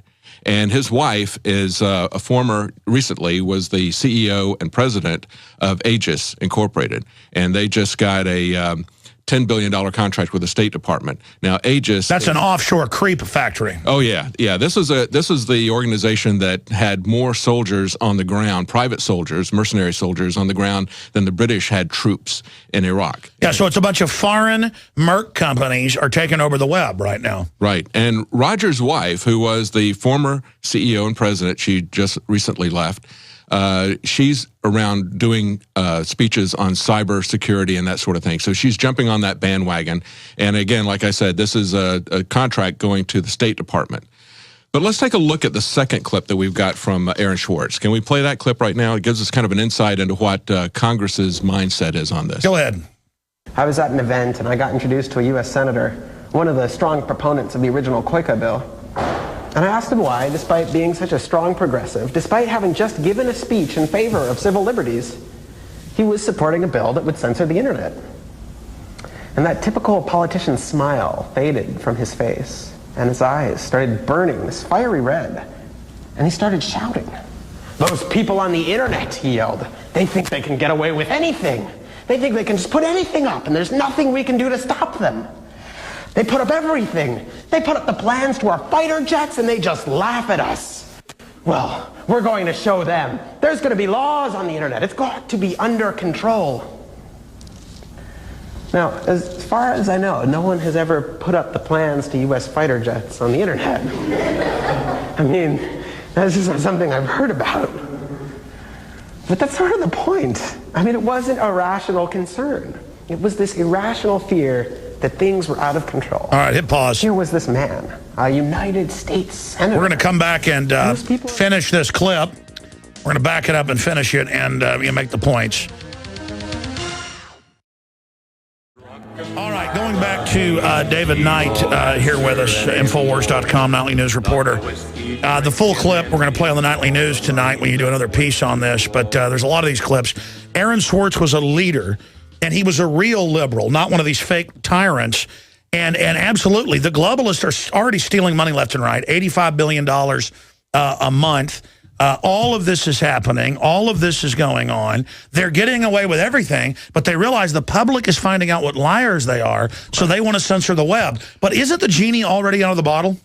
Well, people are waking up, and what I was going to show from that clip was that Aaron Swartz kind of woke up. Here was a guy that he thought was on his side because he had kind of bought into this left-right paradigm. It's like, oh, this guy's a good liberal, and so therefore he cares about civil liberties.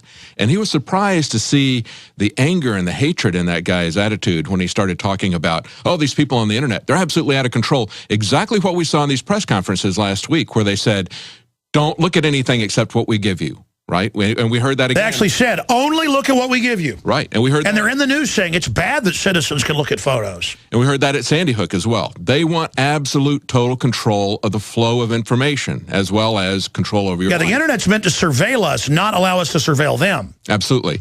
And so he woke up to this, and he said, you know, this was not somebody weighing the pluses and minuses of what would be good policy, as he would think from a liberal perspective. He said, this is the attitude of a tyrant. That's the way he ends that clip. This is the attitude of a tyrant. And so what we're hoping is that people on the left, as well as people on the right, who would not typically care about this, because a lot of times when you mention security and you see a lot of the same people who are fighting so hard to stop the government from taking their Second Amendment rights, they're not really interested in CISPA. That's not really their issue, or civil liberties. Because they think, well, I've done nothing wrong, so what if they surveil me? The government's run by foreign banks and mercenary groups. They want to use it to plant stuff on you, to control you. You're like, well, why is it wrong if they went door to door and made people come out with their hands up? What's wrong with that? If they can do that, they can condition people for the door-to-door gun confiscation. If you're like, what do I have to hide if the troops check my bag again and look at my papers? I'm a good guy. What if they're on a bad mission? There's a reason we have a Bill of Rights and Constitution and checks and balances, because it will always be used to abuse us. And it's not about things like a fighter jet plans being put out there. It's about things like State Department memos being leaked by WikiLeaks that show their criminal actions of what they've been planning. Yeah, they don't want it out with, exactly, they don't want them going, we're criminals and murder these people and, yeah, torture these people and torture their families, and we do the criminal now, the unconstitutional later. That's right.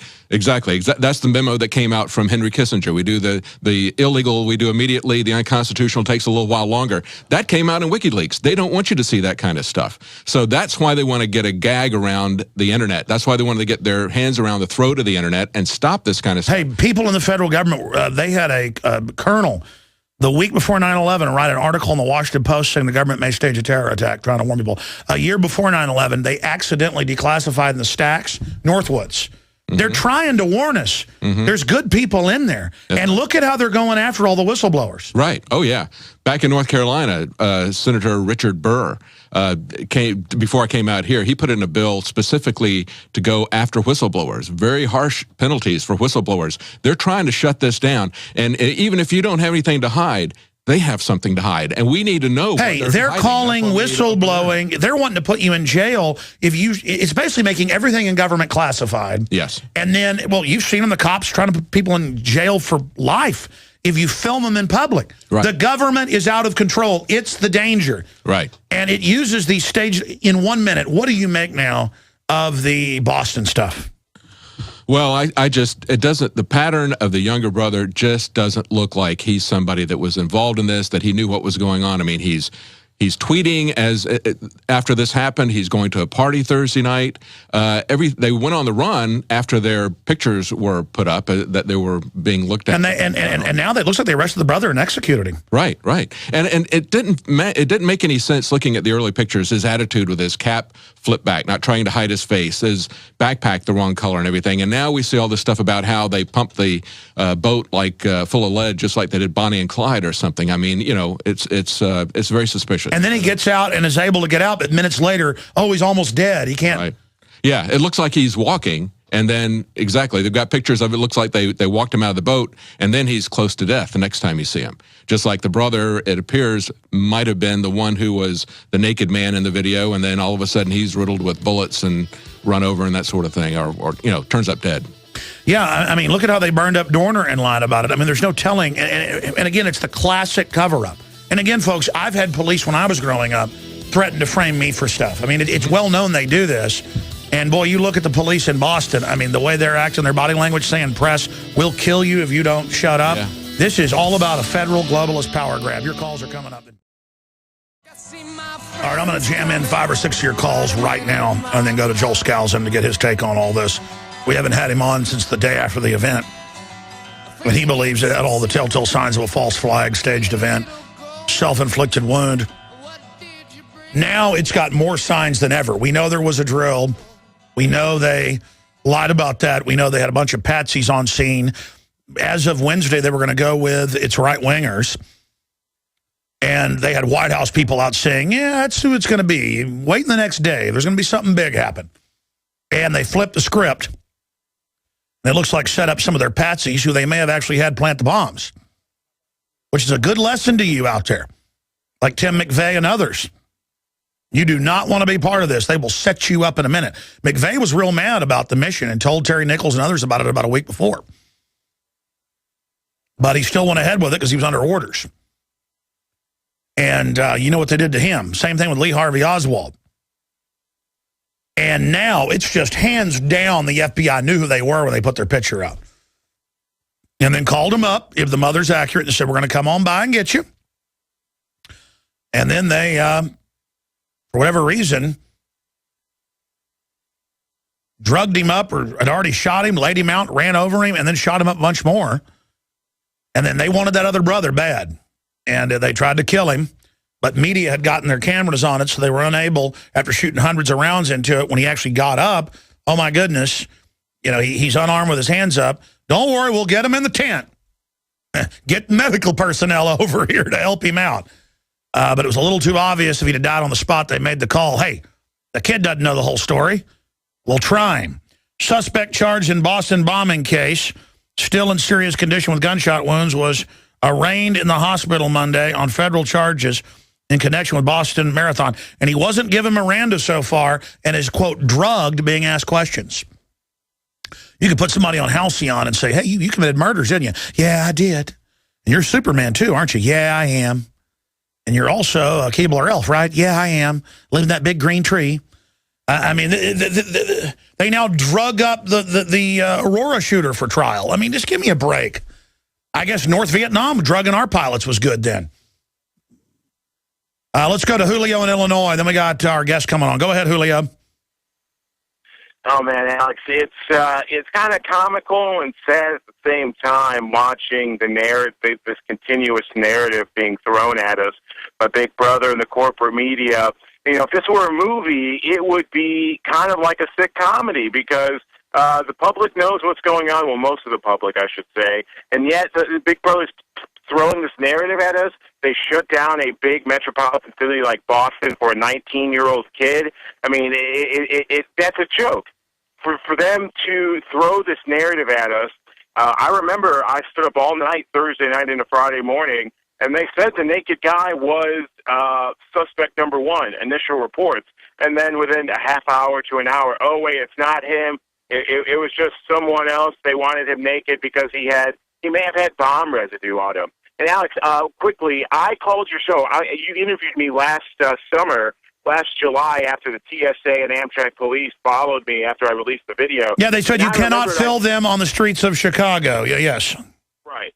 I mentioned a document from Homeland Security and Homeland Security and the FBI. They did a roll call after the Aurora shootings about how they were going to be bombings at large gatherings. And here we are a year later, and then boom, it happens. This is a false flag. They tell us what happens years beforehand, just like Operation Amalgam Virgo, 2 months, 10 days before 9/11. Bin Laden's picture on the document of an exercise that happened on 9/11. It's the same thing. They're telling us in advance what's going to happen. They tell the police, they get everything ready. It happens, and now we have to give up more rights, as Peter King of New York tells us, or Miss Lindsey Graham. Well, yeah, I mean, that's what really tells you what's happening is the police think we're such animals. They now do proctology exams on the side of the street in Austin, Texas, and other areas, or the state police do on the highway with the same glove, multiple women. 4 orifices, just off the chart stuff. And now in Boston, the videos are emerging where they would just go door to door and say, come out, and have families, you know, with their children, you name it, come out with their hands up, and the cops would get in their face and grab on them. And I'm telling you, it's illegal, it's unlawful, it's martial law. And they call it security. They call it national security. And yes, you were on as a guest reporting for We Are Change, with all the footage that made the news, where the TSA is on the streets now saying you can't film them as they search people's bags and stuff without warrants. And it's just all part of the new government takeover where they're the new class, they're the new God, and it's all part of the conditioning. And this is what they train kids in public schools during drills, to come out with their hands up. And again, even if you look nothing like the people, just door to door, I mean, it's so pathetic. And hey, don't worry, cops. The globalists are doing this to take your pension funds. They're doing this, getting us ready for the financial collapse. And through that, we're supposed to all become collectivized and go on food stamps and stuff. But I mean, I'm here to tell you, it's illegal.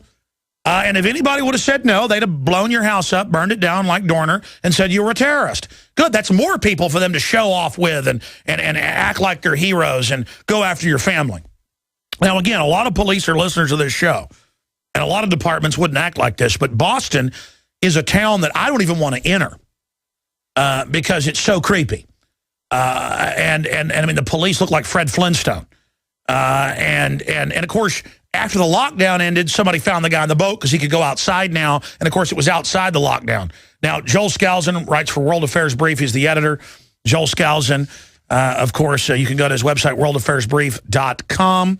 JoelSkousen.com will also get you there. We sell his book, and I produce the film with him, Strategic Relocation, depending on which region you're in, the safer areas to be in. Like I live in the hill country right outside Austin that he rates as the safest. Before I read his book, I did my own research, and I mean, it shows you how accurate it is. I've been all over the country, and it's like, how does he know all this? Well, he's worked all over the nation building secure homes for government and wealthy, right down to regular folks. He's written the best-selling book, The Secure Home, all available at InfoWarsStore.com, I should add. And, Joel, you just heard Julio, We Are Change reporter, talking about what happened.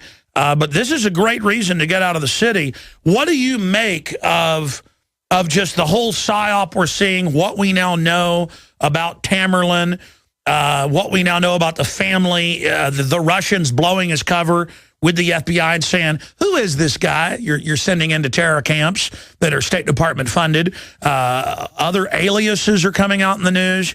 They were allowed to travel around with other aliases. Looks like more setups. And, you kill the spy, but then the little brother, he'll make for good fodder. He's now charged. Joel, I don't know your take since we talked 6 days ago, the day after the bombing, on Wednesday or on Tuesday. What is your take as an expert on false flag, Joel Skousen? I think, Alex, it's very clear that the two brothers were involved in some type of false flag training and operation. But it was clear to them that when they showed up and when the bombs went off and they fled, and by the way, we have video of the younger brother fleeing with his backpack on him, so we know that what the FBI said about him dropping his pack could not have been true. But that they realized that, something else has gone off, and they fled. I think this is very, very typical of what happens when you set up a patsy. You put him in charge, or you put him in with another group of people, and you give him a certain assignment to be down at the area so that they can be arrested or so that they can be filmed. But you have other people do the actual explosions to make sure it comes off correctly, not leaving it to amateurs. And so I'm very worried that we do have a larger group here, and that larger group has to involve an agent provocateur provided by the FBI. Almost every single terrorist prosecution of lone individuals planning to bomb something in the United States and Britain have involved what the government says an FBI informant. But we know that there are much more informants because they admit under oath in the trials that they in fact provided the hype, they provided the egging them on, they provided the explosives, they provided the plans. They provided the leadership. They normally, in some cases, take some 2 years giving them money, commanding them in the name of Allah to do this. That's right. And so I clearly think that these boys were involved in an operation, had gone, or at least Tamerlan had been sent back to the Far East in order to get training or to move around, and that's when the Russians picked him up here and came back. But it was obvious from their statements when they came back, they didn't flee. They went to or at least the younger one went to a party. He seemed normal. He talked to people as if nothing had happened. He told his mother that they didn't do it, that he was going to be set up, though. But I think they knew that when the bomb went off without whatever participation they'd been briefed for, that they were going to be set up. I think it was interesting, though, that the police or the FBI called a couple of days after that and talked to them, and yet they didn't arrest them immediately. And I don't know if they wanted them to flee I'm still unclear, Alex, what this MIT cop had to do or the carjacking had to do with this. But one thing I'm really concerned about is what new evidence appears to show, that Tamerlan, in fact, was captured and told to strip naked in order to check him for bombs, and then put in a police car, recognized by the aunt, who said she's 100% sure that this was Tamerlan. And we've got the video, by the way, on Infowars.com. In fact, I'll pull that up for viewers in a moment. Radio listeners can go see it. It looks like spitting image. He has a kind of unique bone structure to his face, and again, he was like a boxer playboy type, not religious, reportedly did drugs and things. I mean, this really fits the MO, absolutely. And then now you have witnesses saying they had his body out there and the cops ran over him and then filled him full of holes. Go ahead. Yeah, that's the important thing, is that if he was in police custody, then what was he doing out there in a shootout? Now, I believe this police chief, Mr. DeVoe, must have been making up a tremendous story when he talked to Wolf Blitzer on CNN, because everything that he talked about was false. You know, as a former military officer, I listened to his scenario where he's talking about these two guys approaching this SUV, this roadblock they've got set up, and they get out of the car and they start to have a huge shootout. Hundreds of rounds being exchanged. Nobody apparently hit, or if they're wounded, they're back in the car. And then all of a sudden, the older brother supposedly gets out, and he starts walking toward them in a suicide manner, you know, shooting at them. And they wound him, and then they say, well, our police guys went and tackled him and handcuffed him, and then the younger kid, you know, got in the SUV and drove towards But instead, we have footage that, I mean, not just the face, the shoulders, the bone structure, you know, the boxer body. Reportedly, they call, they go, we're coming to get you. They strip him down, they walk him out, and then they have a fake firefight. And you listen to the supposed firefight, it sounds like one way. I mean, man, this is really bad. And here's my issue. It's so sloppy, Joel Skousen. Again, if you just joined us, editor-in-chief at worldaffairsbrief.com, they were saying, White House officials, former White House officials, Axelrod and others, Tuesday night, they said, look, it's going to be lone wolf domestics by themselves.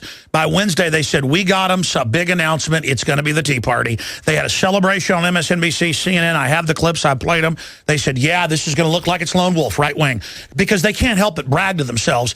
And then something that we and others, that became the #1 thing searched on the web that day, put out, freak them out. They withdraw it. They say, okay, there hadn't been an arrest. They evacuate the courthouse where it's at. Army vehicles drive in, drive out. There's a panic. They throw all the media out. And then the next day, they release Thursday the photos and say, look at nothing else. Is this a false flag that completely blew up in their face? And they had to switch to a backup plan.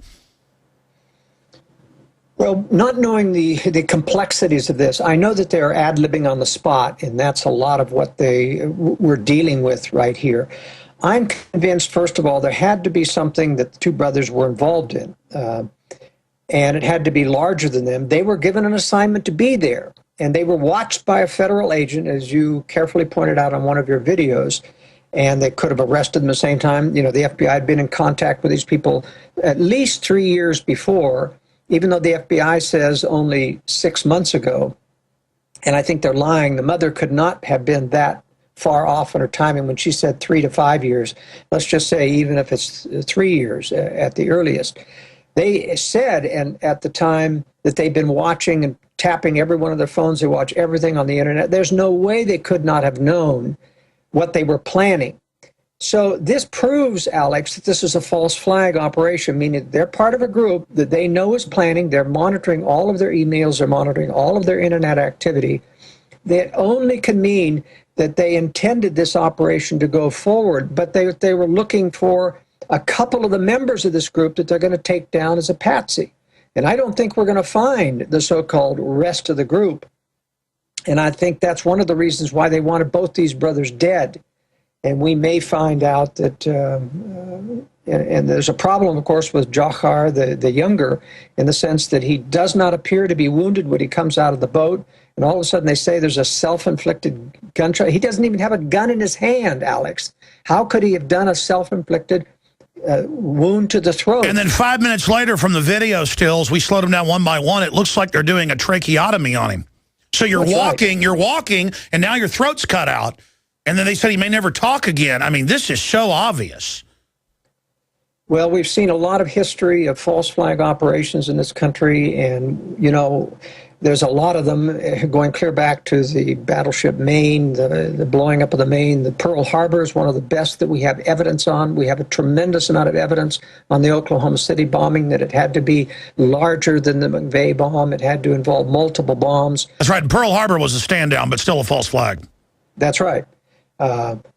And of course, 9/11, we have tremendous information. I just reviewed the new video showcasing the life of Stephen Jones, who discovered the thermite and documented the evidence, as well as other scientists. And it is a foolproof case that the government used explosives in bringing down these towers. Nanothermite developed by NASA. That's right, and this was a brand of nanothermite that was even more powerful than the existing nanothermite that they were able to get samples of. So we have a tremendous amount of information about these things, and frankly, after listening to Police Chief Duro and others, we simply can't trust anything. Well, I mean, I go off my gut, too. I mean, I think that police chief comes off like a big fat gangster to me. Well, you know, what I was trying to say before I got interrupted, when, you know, as a military officer listening, these guys apparently, according to the police chiefs, throw bombs at them, had pipe bombs and had another similar big bomb that put out a big explosion. First of all, the tape recording don't show that any of those bombings are true. It's just the police word for it. And secondarily, are we to believe that they're going to come out from under the cover of their cars and tackle this guy after he runs out of ammunition, knowing that the brother is still there in the SUV with bombs, with weapons, and they're going to come out of their cover and tackle this guy? It just doesn't make sense. In fact, we know that from another witness that, in fact, that never happened. That, in fact, it was a police SUV that ran down Tamerlan. Joel, I can tell you want to talk more. We're going to go into overdrive with you if you can do it. I want you to take your time to lay out all the inconsistencies. You're doing it very well. Monday through Friday from 11 a.m. to 2 p.m. Central, we're here. But we're going into an hour of overdrive or more to be able to get to all your patient phone calls. Michael, DC, Dave, everybody. And I will try through the week to really open the phones up. I know you guys want to talk. Will you guys go tell Jakari and David Knight to get suited up and be ready to come in here at the bottom of the hour to do a hour of overdrive or more to get everybody's phone calls in? I'll be honest with you. I get on air and just get so many data points that it makes my brain burn because I'm frustrated to see the same thing repeating itself. And it's not my opinion that there's a false flag. All the signs are there. I wish this wasn't a false flag because at least it would just be some little group of crazies. What's scary is that they're going forward with this. Joel, I want to, in the next hour with you, have you really lay out all the inconsistencies that you, with precision, are breaking down, because I have the same inconsistencies here, but I start hyperventilating. It gets me so upset to see this happening. But I wanted to just briefly, before this hour ends, ask you, what is the political reasoning of this? What is their goal? Obviously, it's a smokescreen. And what do you make of what I call martial law being declared? And I mean, I'm going to tell you, the cops shut down a whole city and say, we're coming to your house to aim guns at you and your family. That's illegal. And that's a form of assault. And I've had enough of it. And I'm not looking for some type of physical deal, but I've had enough. Joel Skousen, you're a constitutionalist. What do you say on that front? It's interesting they never used the word martial law in Boston. Public safety. And it was just public safety, national security, and they hyped up on everybody's patriotism about this to simply lay down and let the police do anything they wanted. Nobody was thinking about saying to the police, no, you can't come in, where's your warrant, where's the probable cause? And that's what happens when you get, that shows the power of this conflict creation motive. Think what will happen someday when they have nuclear war in America. They won't have to declare martial law. They're simply going to start running through the streets and everyone will say, whatever you want to do, whatever it takes, save us from the situation. So I think it was a very powerful lesson of how far we've moved into, acceding to... America failed a big test Friday. It did indeed. It did indeed. Let me walk through, first of all, these big inconsistencies before I answer the general question on where I think they're taking us for this. In the first place, it's very important to understand that we have forensic evidence that shows that at least one of the explosions, the backpack that housed that explosive, was a black backpack that it had a square label on it, and it had white strips or on the black straps that were on the pack. Neither the pack of Dzhokhar Tsarnaev or his brother Tamerlan matched that description. Number two, we have the video of Dzhokhar fleeing the scene after the bombing with his pack on his back. So he did not plant the bomb. His brother did not plant the bomb that went off. Now that means that someone else did it. And it's very, very suspicious the government would point to only these two people when obviously someone else planted the bomb. And say, whatever you do, don't look at anybody else. Very suspicious. That's right. I mean, they knew, and there was some tremendous independent research went on, and it was especially focusing on these other private security contractors, one of which did loose his pack. The packs did match, in fact, the explosive profile with the square patch on the back. And I'm not saying it's enough conclusive evidence to say that one of those, but they were clearly in the area expecting some type of activity. And they had moved away from where the bomb actually went off, were in another position, and they did not react as first responders when it went off. Not whatsoever, except to get on their radios and telephones immediately and start to communicate about them. But we are left begging the question, what are these big backpacks that they're all wearing have on them? Stay there. Back in 60 seconds with Joel Skousen. I'm Alex Jones. All right, we're into overdrive. Many stations continue to carry this broadcast. Like the folks picking up the broadcast there in Jacksonville, Florida. They pick it up 24 hours a day. Very exciting. Joel Skousen's our guest. This is a short segment, long segment coming up, and I will get to your calls, folks that are holding. Okay, we're now getting to the point of the question. This is only a 5-minute segment of what is the motive in all of this. I mean, it's the classic thing of letters being mailed out. They have a mentally ill patsy on that, just like the anthrax as a continued cover. You've got CISPA, you've got the immigration bill, you've got giving Homeland Security more power, you've got America failing the test. You know, USA means being under martial law. What else do you see happening here, Joel? Well, I don't, once again, think that martial law is imminent. This is one of the acclimating type things. There will be many more. Or even Obama said there's going to be more terrorist attacks. I think the number one motive for this is that it had been a long time since we'd had another one of these high-profile terror attacks. Remember, we don't have any normal terrorism in the United States. Normal terrorism would look like people coming across the border among the thousands of illegal aliens that come across daily, and they'd be blowing up electrical pylons. They'd be setting off suicide bombers in malls, small, non-high-profile things. These high-profile things are always a sign that there is something to be gained. That's right. Real terrorists hit train tracks. That's right. This is a propaganda stunt.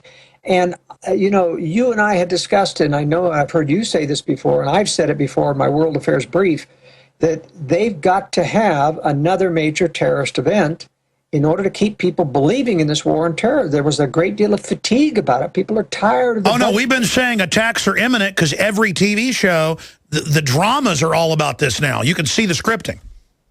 And so they eventually had to make a self-fulfilling prophecy come true, and I think that was the major role of this. The secondary role is that this is going to give a greater justification to build Homeland Security into the major domestic police force. They won't need UN troops. We're going to have hundreds of thousands of other, you know, people brought in to Homeland Security, and they're going to be militarized to the extent I was shocked at how much top military automatic weapons, armored personnel carrier that they brought out for this. If they don't have this stockpiled in Boston, then they brought it out from a long way away. No, that's what my military sources, not that they're even high level, they're there. They say there's caches of Warrior fighting vehicles, all of it everywhere for this. And so this is really disturbing, Alex, that there's this much power, firepower in one urban area of the United States that was brought to bear on this. So that and the surprising thing is they didn't even have to declare martial law. They just said everybody stay in your homes, and everybody stayed in their homes. I mean, shut down everything essentially. And some people disregarded it, but very, very few. Before you continue, let me just finish my train of thought before this on these anomalies. It's very important to understand that the FBI knew where these two brothers were. They knew where they lived. They had been to their home before. That is, white side agents. I think when the Russians responded and put out an interrogative with the FBI. They don't send over the dark side operators who are running these domestic terrorist groups. They send over white side guys to do an interview, and that's why they were so open about warning them, look, we got information about terrorism, they're watching your internet. They admitted all of these things. So if they were truly the bombers involved, why would they go back to their house knowing that the FBI knew where they lived? The FBI calls them at their house, they answer the phone. Why, do you see, would that happen? Why didn't they just go over and arrest them rather than call them beforehand? I'll tell you what I think. I think they wanted to flush them out and make them run so that they would have an excuse to kill them, so that they would be dead, and dead men can't talk. I think that's what... All right, recap that, because how is the controlled media, when we come back, going to hide all this? When you've got what looks like him naked being put in the car, his aunt says, no, that's him, they came and got him. You've got the brother partying the night before he's killed, you know, out or shot, not killed, injured, running around. I mean, this is unbelievably sloppy. Stay with us.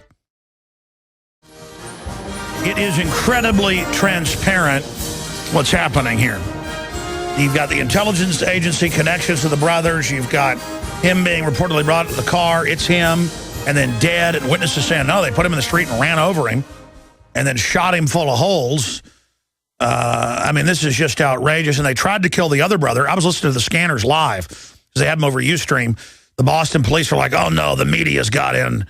Pull them back. And they couldn't stop the media showing the boat they'd shot full of holes, hundreds of holes. Looks like 30, 40 yards of cops with you know, full auto opening up on that boat trying to, quote, kill the suspect. Then they go over and he just stands up. And now they knew the media had a live feed, because this all happened in like 5 minutes, because the media had gotten around and was filming from above from a building. And I was listening to the police going, the colonel says, get him out of there. No, no, hold on. And you can hear them all trying to talk with code. The average cop, of course, is compartmentalized as well. And then he stands up. Okay, he's fine. He walks over. Minutes later, oh, he can't talk. He may die. They do not want him talking to people. And again, he's a 19-year-old kid, probably being tagging along with his brother. Joel Skousen, you were bringing up the point of why it's now coming out. The mother says that they called them after the bombing, and then they called him right before they came and arrested him, Tamerlan, the older one, and they ended up dead. I mean, and now the witness is coming out contradicting what the police said. Again, this is not going well for them. What are other points you think are important to make here? Well, the most important point is there is no reason to ever telephone someone that you've already announced to the world, these are the people that we're looking for. Why telephone them unless you want to flush them out? I mean, they even knew where they lived. They were sitting in the residence where the FBI had been before. There's no way that they wouldn't just show up at the door and arrest them if that was their intent. The telephone call, in my opinion, was meant to flush them out so they would go on the run. And then on the run, they could run them into a police situation where they could kill them. And that's exactly what happened. Though I think it got a little bit complex with the fact that they end up trying to hijack a car in order to get some ATM money. And they have this other SUV. But clearly, I think the police have them under surveillance from the time they leave their house. And so they're waiting for the proper time to get the non-conspirator police involved and set up and kind of funnel them into this roadblock situation. Of course, they're tracking them. They claim that they were tracking them by the cell phone that the hijacked SUV left behind in the car, but I don't believe that. I think that they had them tracked from the time they left their the apartment building and intended to kill them both, and that's why they've got, I think they had to hurt the throat of the person. They saw them get out. They couldn't simply say that he was dead on arrival because people and the media saw him walk out of that boat. He wasn't dripping blood everywhere. So I think they had to invent something else. This is really a sloppy operation. And they're almost always sloppy, but in the past there wasn't cameras everywhere to pick up every angle of this. And now they're calling to censor citizen video and media because it, quote, got in the way of the investigation. That's all over the news today when it's the opposite. But, you know, my dad said to me last night when I went over and visited him and my mom for a bite to eat, he said, He goes, you know, they're so obviously guilty when they're like, don't look at anything else. And our reporter takes over the press conference and you know, says, we have the photos of the other people at Infowars.com. We got 16 million extra visitors that day alone. It's got to shake up the system to know that you're out there, I'm out there. The White House says, don't listen to the Drudge Report. What do you make of the Saudi connections as well? Because, you know, okay, there's some Saudis there, but this guy does have family on the terror watch list. They did have the ambassador visit. They are acting very suspicious. They are ignoring all this other stuff. I mean, from studying past false flags, they'll usually have 5 or 6 groups there, like Oklahoma City, so they can blame whoever they want. Well, the Saudis are an interesting case because, you know, they were very much involved in providing most of the hijackers for the 9/11, and there were hijackers there. This was a government operation from beginning to end, but they hired hijackers. In fact, I'm convinced that these hijackers got training in large aircraft in Saudi Arabia or another Middle Eastern country where they could get their hand, where the governments themselves provided this training. You didn't get that from flying Cessnas. It's just too complex an airplane. And I say that as a pilot. You know, it'd be very difficult, even a Who military, just famously survived an air crash that say nobody else has recently. Well, even as a military fighter pilot myself, it'd be very difficult for me to handle one of those large aircraft, the complexity of the switches and knowing where And you were a everything- carrier pilot. They said that's the hardest thing out there. That's right. So I'm not buying that the hijackers, you know... What about the trained us- maneuvers of Honey Hanjour that 9 out of 10 pilots say they couldn't even do? Well, personally, I don't think that the hijackers were, in fact, actually flying the planes that ended up going into the World Trade Center. Oh, I agree, yeah. Because, for example, the second plane that went into the World Trade Center had a huge modification on the bottom of it, a bulging area, which was probably fuel enhancement area in tank. I think that they were probably under remote control at that point. Clearly, the Pentagon aircraft were very difficult to fly. And I think that there were 2 aircraft involved in the Pentagon. The proof of that is that there was a large portion of the radome of the 757 inside the Pentagon.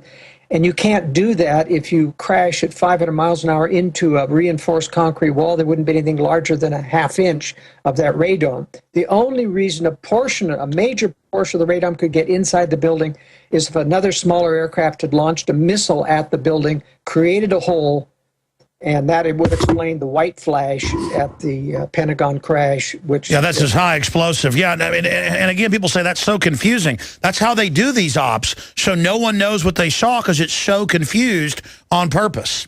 Yeah, I think there were 2 aircraft. There was a larger airline and there was a smaller commuter size air, which other witnesses saw. The most important witness that I saw was the one who said that the actual airliner did not penetrate the building, and in fact, it crumpled up against the wall, and he made the statement to himself, the wall held up like a champ, and then he said the airplane exploded into 1,000 pieces. And that matches my scenario where I believe the airline size was loaded with explosives, and that explains why there were just confetti-like sized pieces all around the parking lot. That's right. There were thousands of pieces of aluminum everywhere. So I think that one witness is the recording of what really happened. The smaller aircraft put a missile in. Second aircraft hit almost simultaneously, maybe a little bit later, which most people saw, and then exploded to destroy the evidence. Sure. Joel Skousen, what do you expect to come out of all of this so far? I mean, if it hasn't gone well for them, and I listen to local talk radio, and they're talking like I am. Almost every caller's agreeing. I was swimming laps out at Barton Springs this weekend, and a group of military guys and their wives, and they were like special ops guys. You know, they were in great shape. We're talking about, and they couldn't even see me. You know, I was sitting there with a towel on my head, and I just got there, and I was laying out, you know, under a tree, and they were all talking about Oklahoma City being an inside job and how they thought this was an inside job. And when I talked to them, they didn't even know who I was. So everywhere is the buzz that this was staged. Well, you know, it's interesting that the majority of information comes out later, and when it continues to point towards only things that government could do, as in 9/11, you know, only government could have loaded all those explosives in the World Trade Center. And even if you believe that only World Trade Center 7 was loaded with explosives, still you've got to explain that the terrorists could not have done that. And so the more the government covers up, the more that the government silences information, fails to explain things, the more that it alerts the more than 1/3 of the American people that I believe are suspicious about American involvement in 9/11. It alerts that third to the fact that we've got another false flag terrorist operation to deal with. Now, the government has said they're looking for an additional cell of some 12 people. They kind of give it away. There's no way you'd know that there's a cell of 12 unless maybe they were handling that cell, but or just throwing out a number. But I'm not so sure they're going to find much of a cell here. I think they're going to pin the blame on both of these. They'll have another terrorist attack under their belt, and Americans will be very much more convinced that we have a real war on terror that now includes Chechnya. Now, I want to make one point very clear. The mainstream media continues to put out the propaganda. Yes, when they're talking about Russia assisting the FBI in this investigation, how Russia has been the victim of Chechen terrorism as well. This is absolutely untrue, is that almost all of the Chechen terrorism or terrorism in Russia, the apartment buildings, the Breslin bombings of the schools. That was Putin to get reelected. Were blamed on Chechens, were in fact carried out by Russian speakers, not Chechens. The hotel bombings and the apartment bombings were all done as well, it even came out on the Beslan shooting, which is an example of school shootings. The local witnesses all saw the military run out the back. Then they opened fire and blew the school up, killing even more kids to wipe out the 2 patsies they left inside. The theater siege is a model of false flag. It is indeed, and the Chechens and the Russians have been running the Chechens as their false flag operations, just like we've been running the Middle Eastern Muslims as our false flag operations in this country. Now they're kind of merging the two. They're making it a worldwide war on terror. This may have some other ramification in terms of bringing in more of this false propaganda that Russia is our ally in the world on terror, in the war on terror. They're still planning a disarmament treaty, another one yet again on Russia, even though they have yet to comply with the last New START treaty. It seems like our government is just insisting on proving to the American people that the Russians are our friends, that there's no threat there, that we're fighting a common terror enemy. And this downplays the real threat, which is Russia and China building weapons of mass destruction, fully intending to strike the West someday when they're ready. Sure. And I think still that the economic collapse is not our major issue. I think the powers that be can keep this going longer than we think, but I think it's this mother of all terrorism, a nuclear war on America, that will someday be the biggest thing that will trigger not only martial law, but a new world order. All of the things that you've been predicting can be easily implemented under a nuclear attack scenario. Sure, and they're creating under it all the foundation to launch it all once they have the proper trigger. But, I mean, this is unprecedented. We've had thousands of cases of lone gunmen that have shot or killed people before running around on the loose, and you don't shut down most of a whole city and then a surrounding another town by the city. And it's just outrageous, the test America failed going along with this. And the cops having families come out with their hands up and then, like, grabbing women and shaking them and just, you know, like, just crazy. What is the mindset of these police? I mean, obviously, the average cop does not know they're staging this stuff. How have they gotten the cops to behave like this?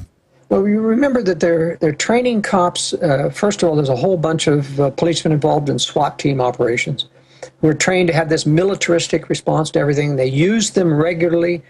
A lot of the police around them are watching and looking and admiring, wonder when I can be a SWAT. And so there's this mindset within police now that we want to emulate what the top brand police are doing as a SWAT team. And when you had this kind of pseudo-patriotism involved with this Boston Marathon bomb, everybody got hyped up into acting this way. And we saw it play out. And so I'm really worried, Alex, that we've got a growing atmosphere which allows a thuggish mentality to come out of policemen and feel like it's justified when you have one of these super patriotic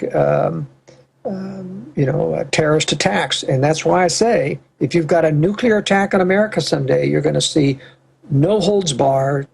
Everybody can be thrown in prison. Anybody can be grabbed out of their house at will, and nobody's even going to question it. And that's why it's important to understand that mentality. What Boston proved is that there's not going to be this kind of stated martial law without a major excuse. It proves that with the proper excuse, they don't even need to call martial law. People just lay down and give up their rights. Well, I've always said they're not going to call it martial law. They're going to call it civil emergency, public safety. When police come to your house now, want to look at your guns and knock and talk, they go, it's just public safety. And, I think about what this country's turned into. Why do the powers that be want this power grid in place right now, this control grid? And it's because they are just going to incrementally dismantle this country, and they're trying to make gun owners the enemy. They're trying to put their cybersecurity system in place. And, of course, they have that poll out saying 30% think, 9/11's an inside job or whatever. I think that was a push poll, done to make it look stupid because it was next to, do you believe reptiles drink people's blood? Do you believe this and that? From people, when you talk to people privately, more than half the people I run into, and I've seen some polls showing over half, believe that they're being lied to about 9/11. Most polls are around 90% believe JFK was killed in a conspiracy. So I really think this whole police state response is a failing forward, an attempt to try to overcompensate because the criminal class, the kleptocratic class, knows there's an awakening to them.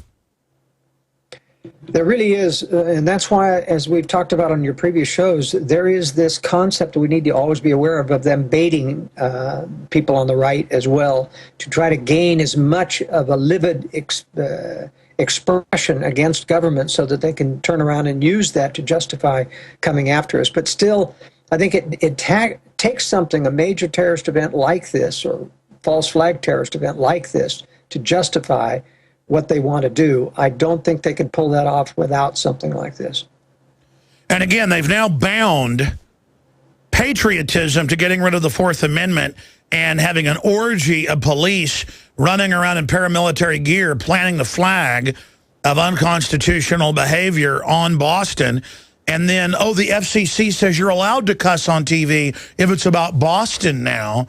I mean, it is just so comically obvious what they're rolling out. And you were on just like 2 weeks ago, I think, and I said, I think a false flag's imminent. You agreed. Because every cop show, every drama, every Family Guy, you name it, says the Tea Party will join Al-Qaeda and bomb America. I mean, every show that's a drama or a cop show does this. Even shows about remaking houses somehow injected into it, because those aren't really real, folks. Those are scripted as well. They're quasi-fiction, non-fiction reality. So it's the bathing in this. And sure, it's over the top now to say the Founding Fathers are scum and veterans are evil, but when they're done with a bunch of bombings blaming it on us, it will merge in the mind. But I agree with you. It looks like a 5-year plan or something. I think we may be a little bit closer than you think, but I want people to understand this is life and death. That's why I work so hard and broadcast, 18 hours a day some days last week with 2 hours sleep. Is because, the audience was there. We had to talk to them. Is that this is so real. I mean, you're not, people ask me, Alex, are you serious about what you're saying? Look at history, folks. It's happening. Yes, I'm serious. Joel, talking to the enforcers, the cops, but then also people that might be patsies later, talking directly to the enforcers out there. I know we think they have low IQs and stuff because they're chosen for that, but not all of them. Talk to them about the choice they have to make and what they can do. I think it's important to actually address the minions of this. Well, my first call would be to people who are not really enforcers, but people who are playing along with these. For example, there's probably 50 to 75 explosives demolitions experts that helped load the World Trade Center the weekend before and previous to that. When they had the drill to shut it down, yeah. That's right. There are hundreds of these people who are potential whistleblowers. We need some of those people to come out and have the courage. I know that you've been threatened to say, what's going to happen to your family, but you can see that this nation is on the brink of actually being controlled by a major black operation, and it's much bigger than the two political parties. It's above our governmental level, and for the sake of whatever patriotism that you've grown up with, you've got to come forward and talk about these things. I know there's a tremendous pressure, Alex, against these people to do so. But, we've had some, like the shooters on the grassy knoll. We had 2 of them. deathbed type confessions, who were both in prison, said they worked for the mafia and the CIA, both interchangeably on special operations like this. They did shoot the president from the grassy knoll. Do we hear anything from the media? That's the problem. E. Howard Hunt even went public, and even though he lost a lawsuit that claimed it by Spotlight and confirmed he was a bench warmer on the whole deal. But with the kind of audience that you've got, Alex, the millions that listen to you, you're a force to be reckoned with. There is a way for whistleblowers to get this information out. For example, the aunt of Dzhokhar Tsarnaev was threatened by the FBI that you will not talk to the media. And so when this reporter from Canada got to her and she told about the fact that the guy that they paraded around as naked was in fact Tamerlan, that he was in fact alive and well and in a police car, that's being suppressed. It's very important information. And why would the FBI tell them to shut up? I mean, that's very guilty behavior. By the way, anybody wants to get a hold of us, the Tamerlans, or the family of Tamerlan, you want to get a hold of us, tips at Infowars.com, show tips at Infowars.com. Go ahead and finish up. I'm sorry. There will be more coming out of that lady, I'll tell you, and from the parents. They're going to have trouble shutting this up. They're going to try. But believe me, these people are mad at the U.S. government, and they're going to tell more about the truth. And I think there's a lot more to find. We're going to be able to cover this story probably for the next 6 months. You know, I know you're putting together a big World Affairs brief for Friday, but you're going to give us a boil down because I have to go to press in the next few days on the magazine, the next month's issue that's going to have a whole breakdown of false flags and a lot more. So it's very important that this hard copy of the next month's issue have your boil down in it as well. So you're going to get us that today. And Joel Skousen, thank you so much. We got 1 minute left for anything else you'd like to add. I just want to let people know if they want to get a copy of that special synopsis of this briefing, they can email me at editor@worldaffairsbrief.com. Alex, I want to applaud what you're doing. I know you're taking a lot of flack for what's going on, but that means you're effective. When the O'Reillys, who are perennial conspiracy deniers, or even Glenn Beck, who's, good guy, considers himself a patriot, but he's a conspiracy denier, and it's a real problem. You're at the forefront of this. I'm at the forefront of this. It's got to be said. It's not changing political parties. It's not electing Republicans or even getting rid of Obama that will solve this situation. It is exposing the fact that we have a secret combination of power that controls all the levels of power. At least they have effective control, and we've got to kill that. We've got to fight against it. That's right. They're not in full control yet, and Katie bar the door if they get it. We're in a real struggle. Thank you so much, Joel Skousen. Other reporters are coming in to take your phone calls straight ahead. All right, I'm David Knight, and I'm joined in the studio here with Jakari Jackson, and we're giving Alex Jones a little bit of a break, and we're going to take some of your calls. I know a lot of people have been waiting for a very long time. Jakari, how you doing? Any thoughts?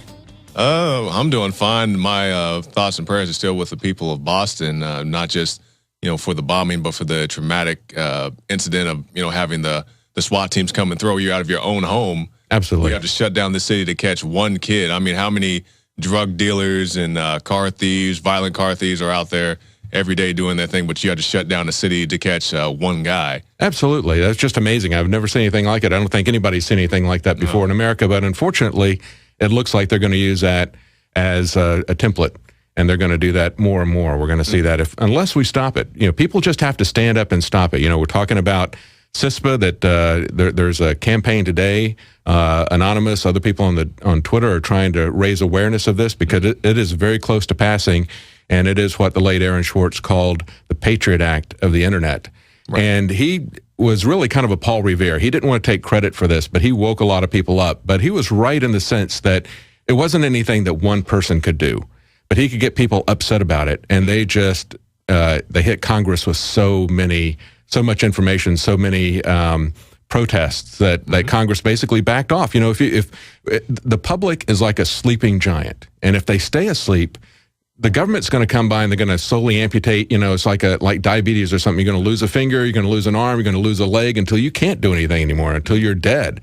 But if we wake up, they back off. We've seen that over and over again. We saw it with the Second Amendment, and we've got to get people who are fired up on the Second Amendment issue just as fired up on this Patriot Act for the internet, CISPA. That's going to be stopped. With guys like Dan Bidandi. I mean, just one guy shut down 3 press conferences because he dared to desire the truth. Absolutely. If we had more people like that at Congress, at Senate, at the city council meetings, at the whatever, who will go out there and just make their voices known, because don't assume somebody's going to do this for you. Don't assume that your neighbor is going to write your congressman or email your senator. Make sure that you do these things yourself. Like I gave the example how I called Chucky Schumer's office when he compared private gun sellers to child pornographers. I called Chucky Schumer's office. I didn't get to talk to him. I had to talk to his intern, but I made my voice known, and that's the same thing people have to do on these other issues like CISPA. Absolutely. And, it wasn't just shutting down those press conferences. What Dan did was he made the term false flag part of the national dialogue on this, and that's real important because people have to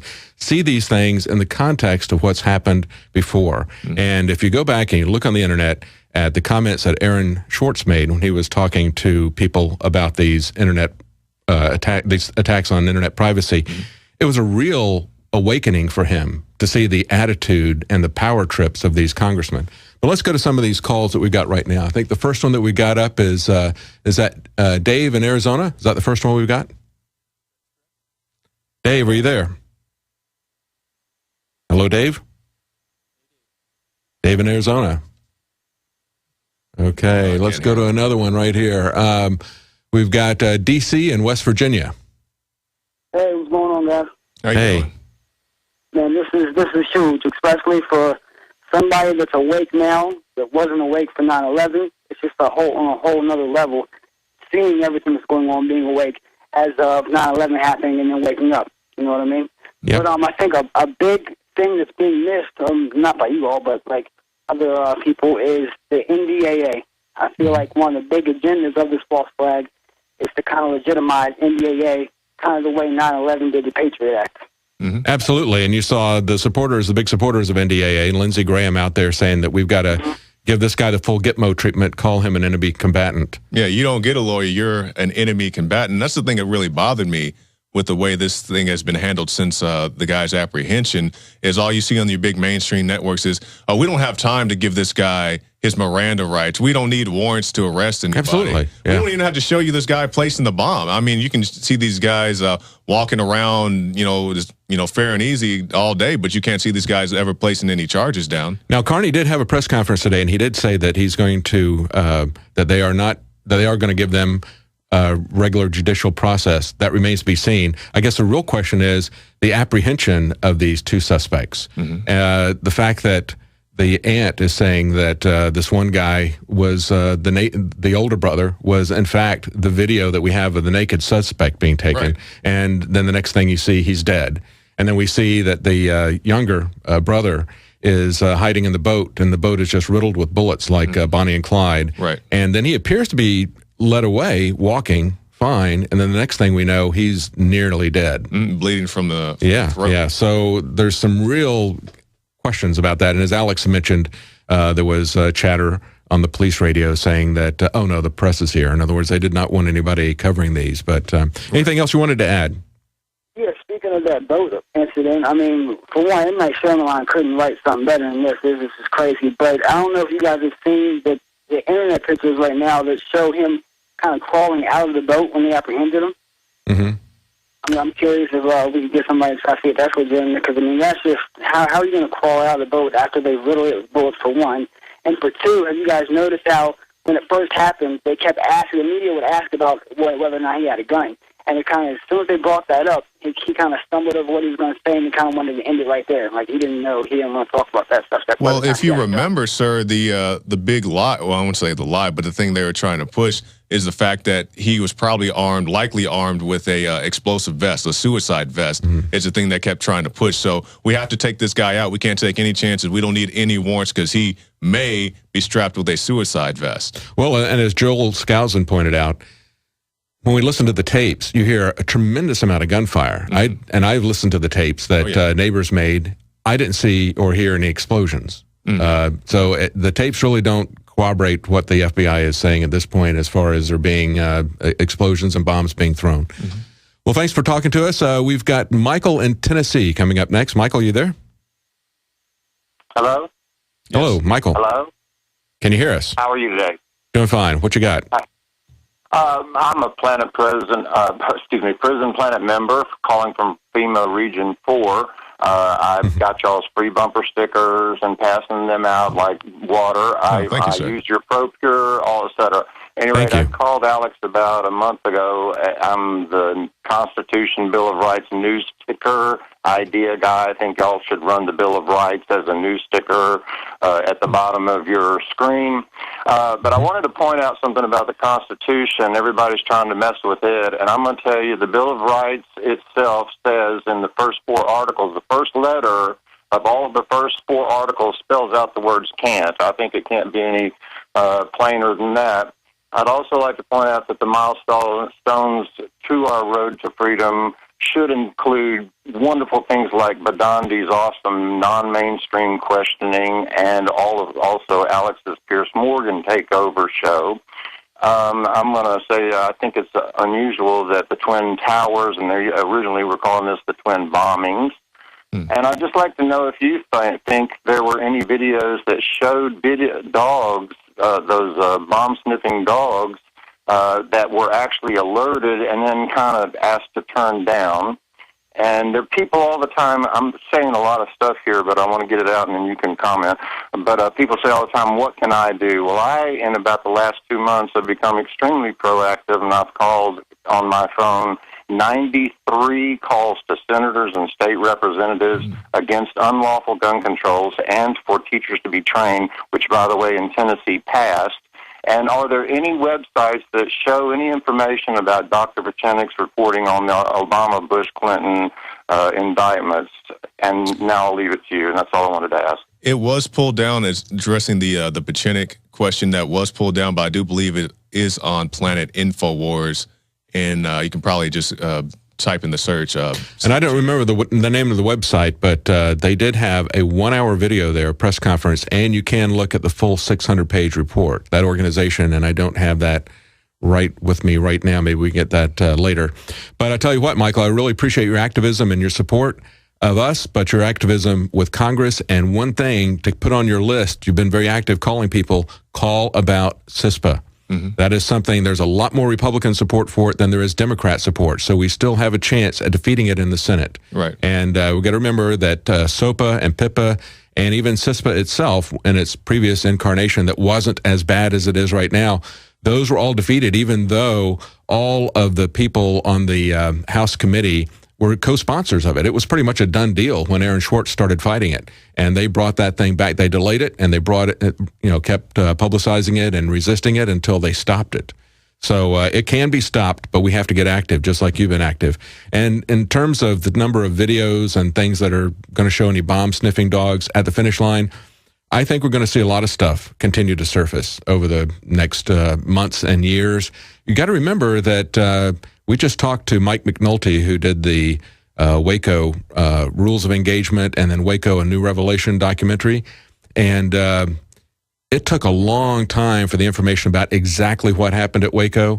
People knew that the official story was contrived, false, contradictory, but it took a very long time to find the exact information, and it took him a while to discover it. And he actually was successful with Freedom of Information Act to uncover some information that the government had never had out there before. So I think eventually the truth is going to come out. We know, though, from the get-go that there's a lot of suspicious stuff here. And keep in mind, a lot of people had their cameras and such confiscated by the authorities when it happened. They even admitted that on CNN. We have to take these cameras because there may be information on them. So that will make it somewhat more difficult, but I am confident there are people who have, even if it's just in the background, they have the bomb-sniffing dogs or whatever else going on. Absolutely. We've got Terry in Washington next. Terry, are you there? I'm here. Hey, how you guys doing? Doing fine. How are you? What you got? Good. Yeah, I hope Alex is still in the building because I wanted him to hear this. I tell you what, it sucks for anybody that doesn't belong to PrisonPlanet.tv because I watched this unfold the day that Alex had Richard Belzer on the show. That's right. And the first thing that came to my mind, I've never seen a telethon or a marathon where they didn't have a camera up high watching the runners come in. That's a very good point. Yeah. That camera was covered up because it was in the spot where the bomb was to go off. Yeah. And they knew that ahead of time. Yeah, it was either... Also, I want to see the dash cam of these guys throwing bombs out the window. Yes, that's exactly what I said. I want to see the dash cam of the bombs being thrown out. I want to see the dash cam of the younger brother running over the other brother. I mean, they should have all this stuff on tape somewhere. Well, and even going back further than that, you remember when they finally did get around to their press conference that they delayed and then delayed again as we were releasing photographs. They were telling people, don't look at any of the other photographs. But in their own, what they were telling us to look at, it really wasn't very credible. I mean, he had the wrong color backpack. The younger brother has a very casual attitude as he's walking along. And it just didn't make any sense, when they had it. And at the press conference, you had a reporter ask the FBI representative what time it was put down, and he was kind of vague on that. Well, it was sometime around, close to when the explosion happened. Do you have a picture of the bag being put down? No, they didn't have, or they weren't releasing it. So why haven't we seen a picture of the bag being put down? I mean, they keep showing this picture of the two brothers walking around the corner of a building and a couple of feet down a sidewalk, and that's it. And yet we're supposed to take with the wrong color bag, and yet that's conclusive evidence that these guys did the bombing. And the press is reporting this as the guys who did the bombing. They're not even using the word alleged. Yeah, and as far as the evidence, let's find out who this naked man was, because there is speculation. The aunt, I believe, has identified the naked man as one of her relatives, and as the older brother. But Caroline. nobody's talking about that anymore. It came out on I believe it was CNN a few days ago, and it hasn't been talked about since, as far as I know. That's right. Mike, did you have anything else? It's just like I was watching CNN this morning, waiting for Alex to come on. And, they were interviewing these guys, and everybody that they interviewed kept passing the buck. That wasn't my department, and, that was a different district. And they had a long rifle, and, of course, they had to bring the long rifle into the scene. There was a long rifle in the car. It's just so full of holes that this thing isn't going to float. In fact, it's going to float about as good as that boat. Absolutely, but you see that they've got their agenda coming out already. Last Thursday, when the House had the CISPA Act, you had the chair of the House Committee on Homeland Security saying, well, we had real bombs now, but the digital bombs are coming, so we've got to pass CISPA.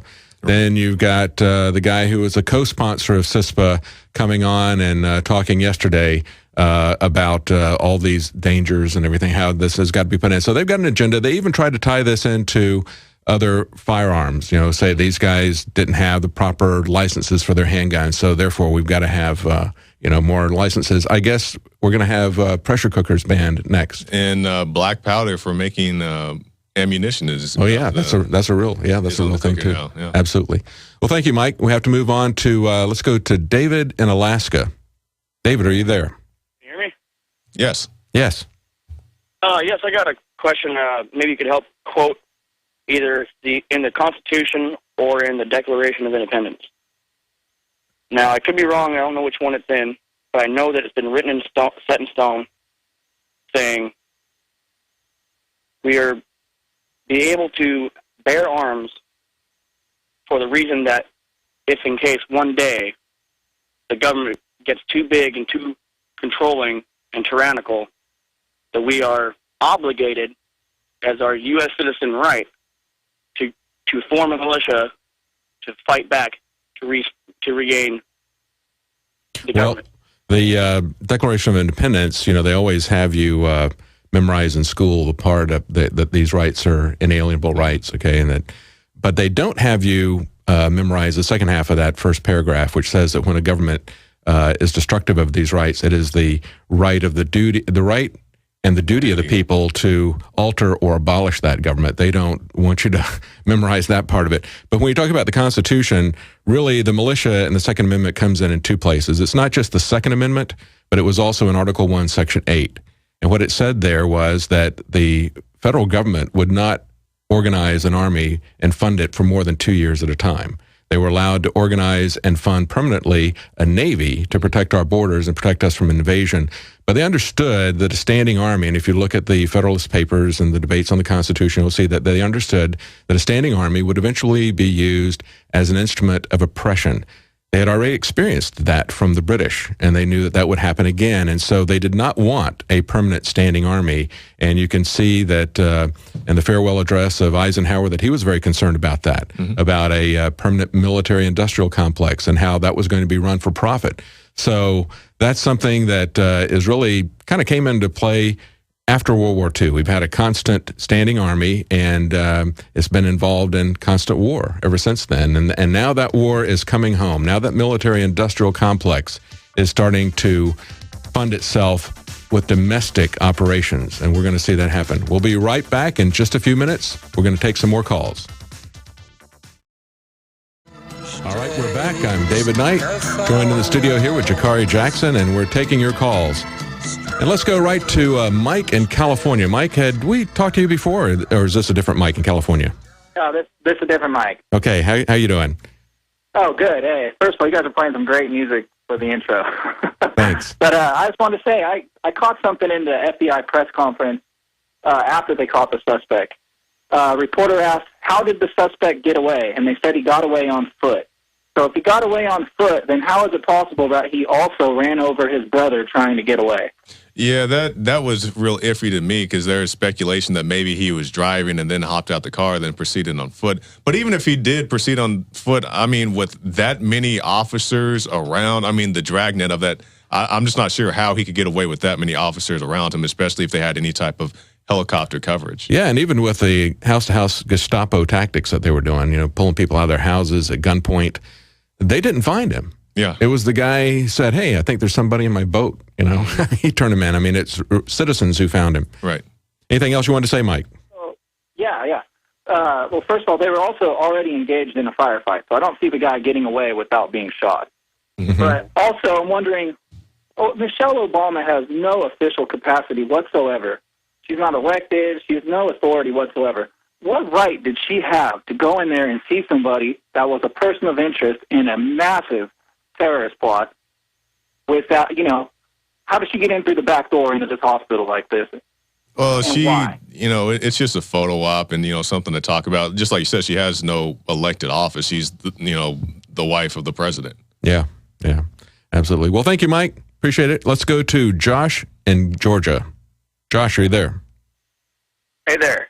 Hey, how are you? What you got? I've been better. The events of the last week are just, it's horrible. Absolutely. But what I wanted to do is plug here. I've got a page on Facebook that I started in a group, and it's called, the name of it is The Constitution is Alive. Granted, I know it's not a living document, but if the Constitution dies, so does this country. Is the idea that I was going with.